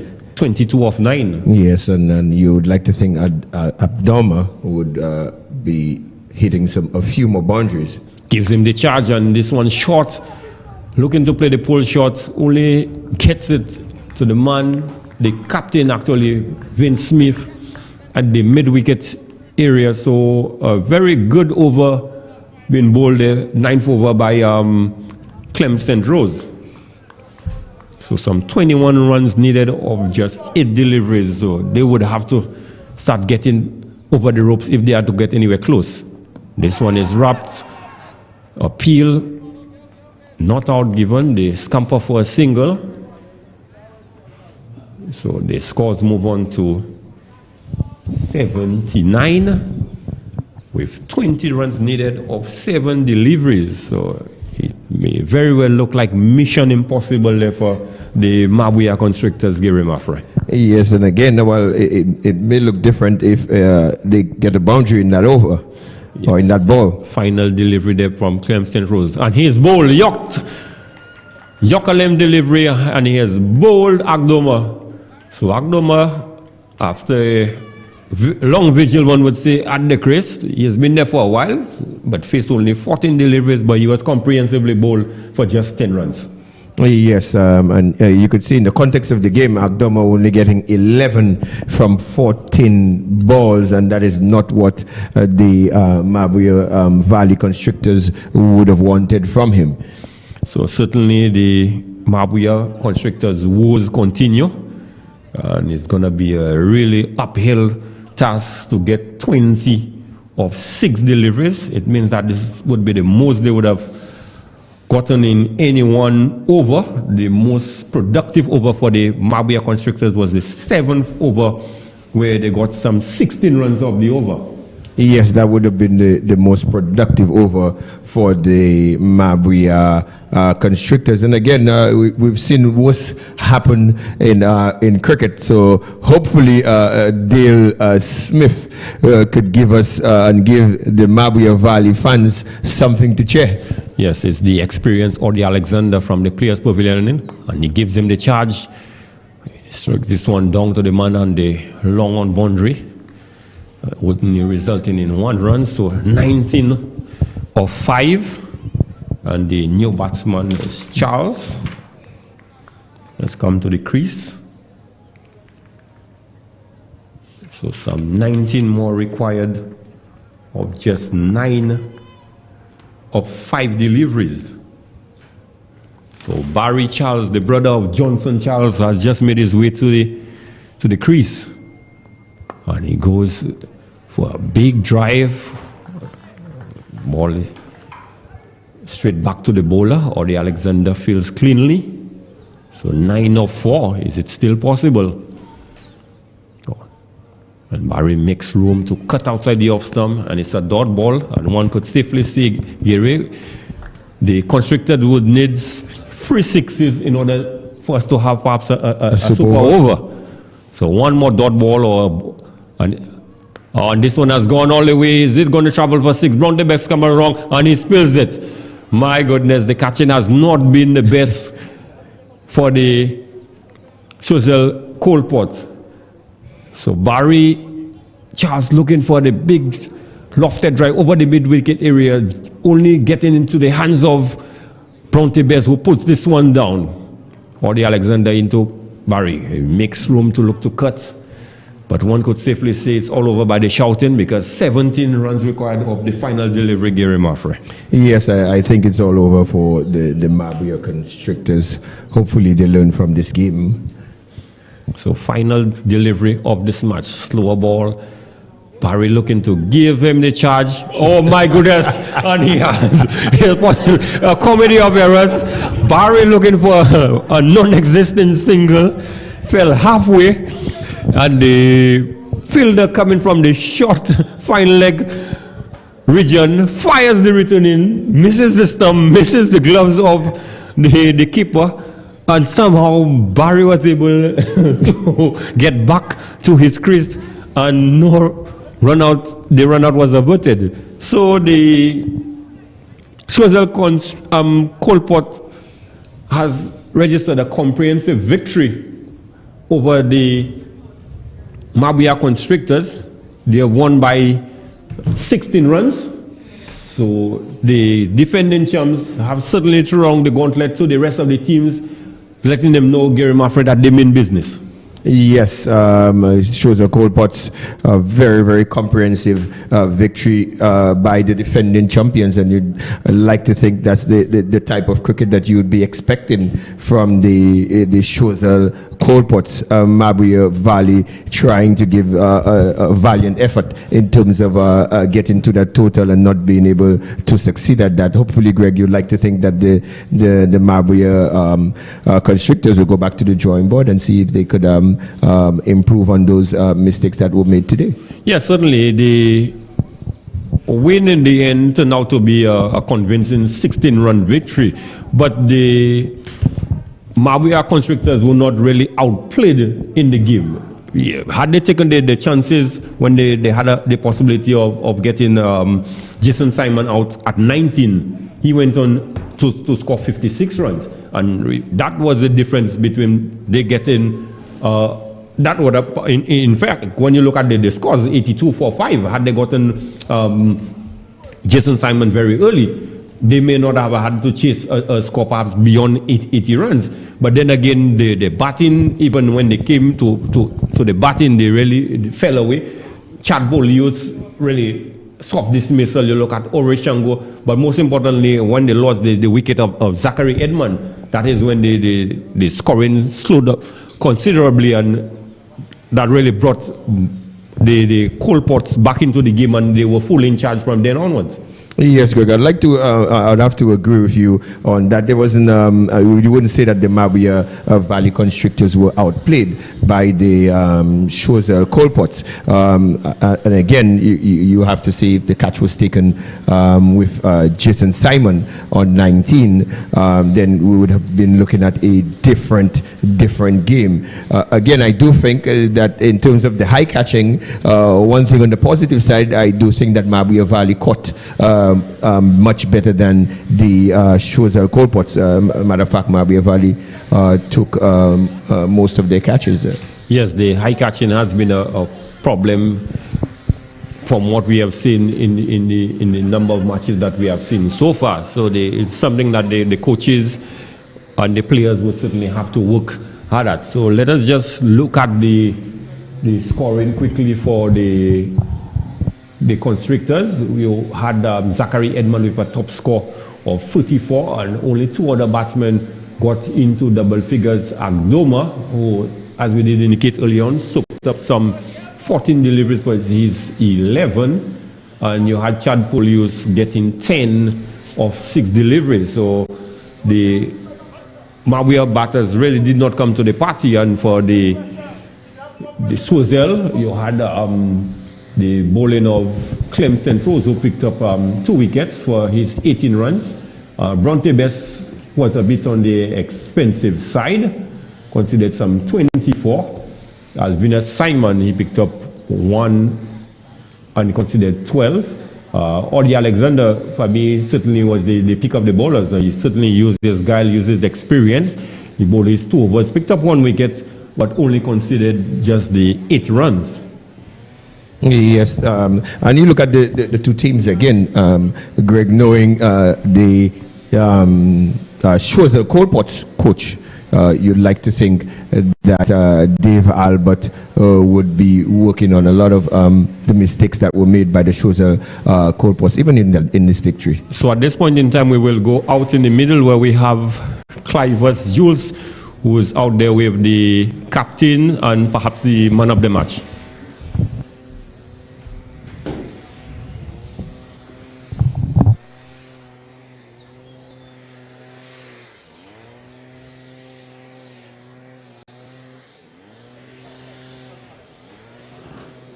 Right. Man of the match of today's encounter, Jason Simon. He will collect his man of the match trophy, and he will come and have a little chat with us. Jason Simon, a tough game, but a good batting nonetheless. How you felt going through, and especially being given a chance and coming back? How did that go for you? Well, it's always a pleasure getting a chance in the game, you know. But we just stuck to the game plan. The game plan was just to go out there and just play cricket, play every ball on its merit, you know. So that's what I pretty much did, and I just took my chances. When you look at the scorecard, Jason, your score was really a major difference on it. Going into the next matches, what do you think for the team in terms of the batting? What sort of approach will you guys have? Well, in terms of the batting, we really didn't stick to the plan. After I got out, you know, everybody went a little cheaply, which was not really the plan. But moving forward, I guess we'll just make the necessary changes and move on. Excellent, and a very, very good knock today, some 56 runs, and I'm looking to see more of that coming through in the next games from you, Jason. Thank you very much, and I'm looking forward to see that as well. Congratulations again, Cheers. Yes, Jason Simon, man of the match in today's match. And now we'll speak to the losing captain, Magaran Shulet. Magaran Shulet, the losing captain, Mabouya Valley Constrictors. It really didn't go your way today. Yeah, I find that we started the game poorly. Jason Simon is a dangerous batsman for the opposition, and we gave him a chance. And he went on to get 60 odd, so we really paid for that mistake. Yes, certainly you did. But you sort of pulled it back because they were 63 after 5 overs, and you pulled it back, restricting them, well, constricting them, as your name says, to 98. What was the approach? What was the chat after halfway and heading into the second half? Yeah, well, I thought it was a matter of changing the attitude and spirit of the team. Halfway around in the first innings, we really started playing like we wanted to play the game. And we changed it around, we restricted them to a gettable total. Yes, and going into to chase that total, what was the thinking, what was the discussion in the camp in terms of the approach to getting towards 99? Well, it was all about being positive. We have the players that can go out there and hit the ball. It just didn't work out quite well in the end. We were hoping at least for one of our top 3 to bat right until the 10th over, but it just didn't happen. So, well, tough luck today. It didn't quite work out, but there's still other games to go. It's not all done for you. You have other games to come. So all the best in the future games. Yes, definitely we'll be looking to come back strong. Very well. All the best. And now we will speak to Vince Smith, the winning captain. Another win for you, captain of the defending champs, Choiseul Colport. Yes, I want to say congrats to the team, our team, that well played. I want to say congratulations for well played 56. My bowlers as well, I'm constricting them to a total there. I want to say congrats to them. Very well. So at the halfway stage, did you think that 98 was a defendable total? Yeah, it's always been a defendable total on the wicket, but I would say we shot about 14 to 15 runs of the way we were going to batting. So I think we shot about 14 runs. What would you say is the strength of your team, the batting or the bowling, Smith? Well, we have mostly all-rounding team, so if the bowling don't click, I think the batting does. So I think Choiseul Colport has a balanced team. I might not say where our strengths are. It's just play your role, and then at the end of the day, we come out successful. Well, today you really brought the goods, and a good start for the defending champion, Choiseul Colport. So all the best throughout the rest of the tournament, Vince Smith. Yeah, thank you very much, sir. Most welcome, sir. And there you have it, the match Choiseul Colport versus Mabouya Valley Constrictors. Choiseul Colport defending champion taking this one. And we come back here tomorrow for more cricket in the St. Lucia Dream 11 T10 Blast. So we'll see you right here at the Darren Sammy Cricket Ground tomorrow. Yes, thank you. Clive was Jules speaking to the two captains and the man of the match, Jason Simon. So we heard it clearly, Mary, from the captain, Margaret Hulot. Felt that they really did not stick to the game plan. And we heard from Vince Smith as well. He felt that they were a few runs short. Your assessment of the game quickly? Yes, I do think, the captain McGarren was on the money. I do think they started poorly, and then they tried to get back into the game, but it was a little too late. They did a good job in terms of restricting the Choiseul coal pots to 98. But again, they will tell themselves had they held on to the important catches, then that would be a different complexion to this game. Choiseul, on the other hand, would like to revisit their batting performances and the way they went out in terms of just keeping their foot on the gas and playing smart cricket. So here you heard from our analyst, Gary Maffrey. So we're just going to look at the matches for tomorrow. In the first game, we have Babono Leatherbacks. They will be up against the Miku Eagles. And then you have the Grizzly Cannon Blasters. They would be up against the Soufre Sulphur City Stars. So on behalf of my fellow commentator, Joseph Retz Pereira, Gary Maffrey, our expert analyst, our scorer, international scorer, Roland Cox. I am Greg Wilson. As the Russians would say, das vidanya.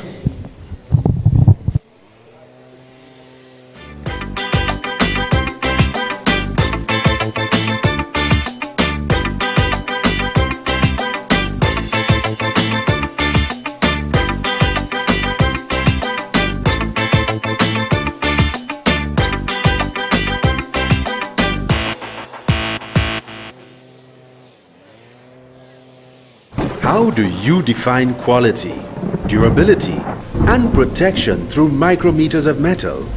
How do you differentiate a made-to-last a lifetime roof versus cheap sheets of metal?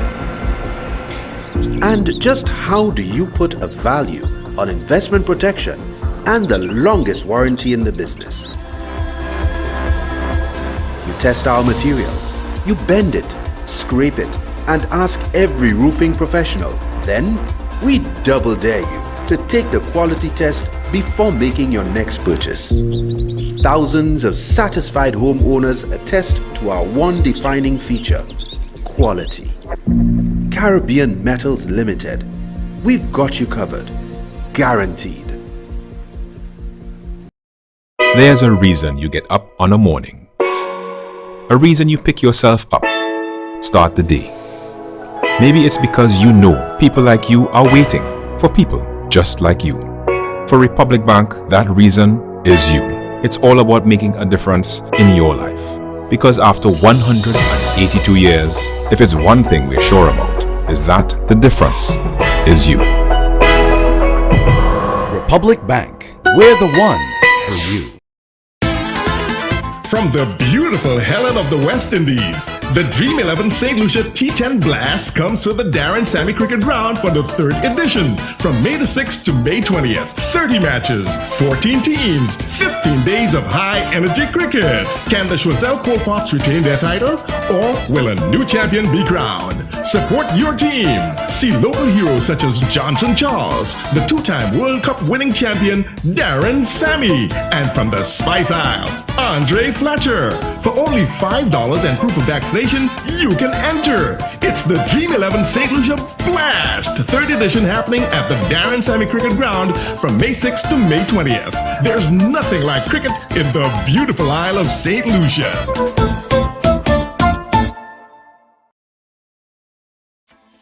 Rashid James is one of 2 St. Lucian vaulters representing Team St. Lucia at Carifta Games 2022. My name is Rashid James. From Carif Moshi. Rashid's pole vault journey dates back to him starting pole vault in Form 4, still a young student with aspirations of being a great athlete.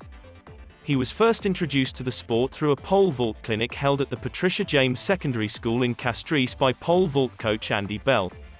Rashid explains that his first attempt at the sport was a bit scary, but it's something that he soon grew to love. Well, it all started when I was in Form 4, and my PE teacher at the time, he took me to a pole vault clinic. It was in Vite. So that's how I ended up reaching in the sport, and like Coach Andy saw potential in me, so he brought me back to jump with him. Well, at first I was scared because that's to me, I'm not accustomed to being in the air. So doing pole vault really helped me step out of my comfort zone. So that's what I really liked it for. The year 2022 so far has been a year of progress for Rashid. In March he showed his talent at the National Junior Championships in March, setting a new personal best. National Junior Championships, clearing the pole vault event with a personal best of 3.5 meters in the pole vault. This marked a major step forward for Rashid, who had previously set a PB of 2.7 meters, well below the Carafta Games qualifying requirement. But his perseverance yielded improvement in both his form and skill during the months leading up to the National Junior Championships. In the end, James was able to achieve his goal. He explained that despite the challenges faced during the qualification process, it was all worth it. Well, it was a very tedious process for me because, well, sometimes when you come to training, let's say one day you clear 350, when you come back you may not even clear it. So for me it was a very tough process, and it was a good thing to go through because it helped me build my mental strength and helping me in becoming a stronger person. So I really like the process. Well, I feel very happy because it's my first time actually qualifying for something so big. So I felt very happy, and I felt like I made everyone around me proud. Rashid is confident heading into the Carafta Games pole vault competition and is optimistic of his chance to medal, along with his teammate. Well, if I have enough time to train, I feel I'll be way over the 4-meter range, so hopefully it will work out. And if I end up being in the 4-meter range, I see myself being on the podium with Jeremiah also. The significance of representing his country is not lost on the young pole vaulter. In fact, Rashid James sees it as an honor to be chosen to represent the Helen of the West Indies. Well, I feel very honored, I feel very happy because it's such a big deal. I just hope I'm able to make my country proud.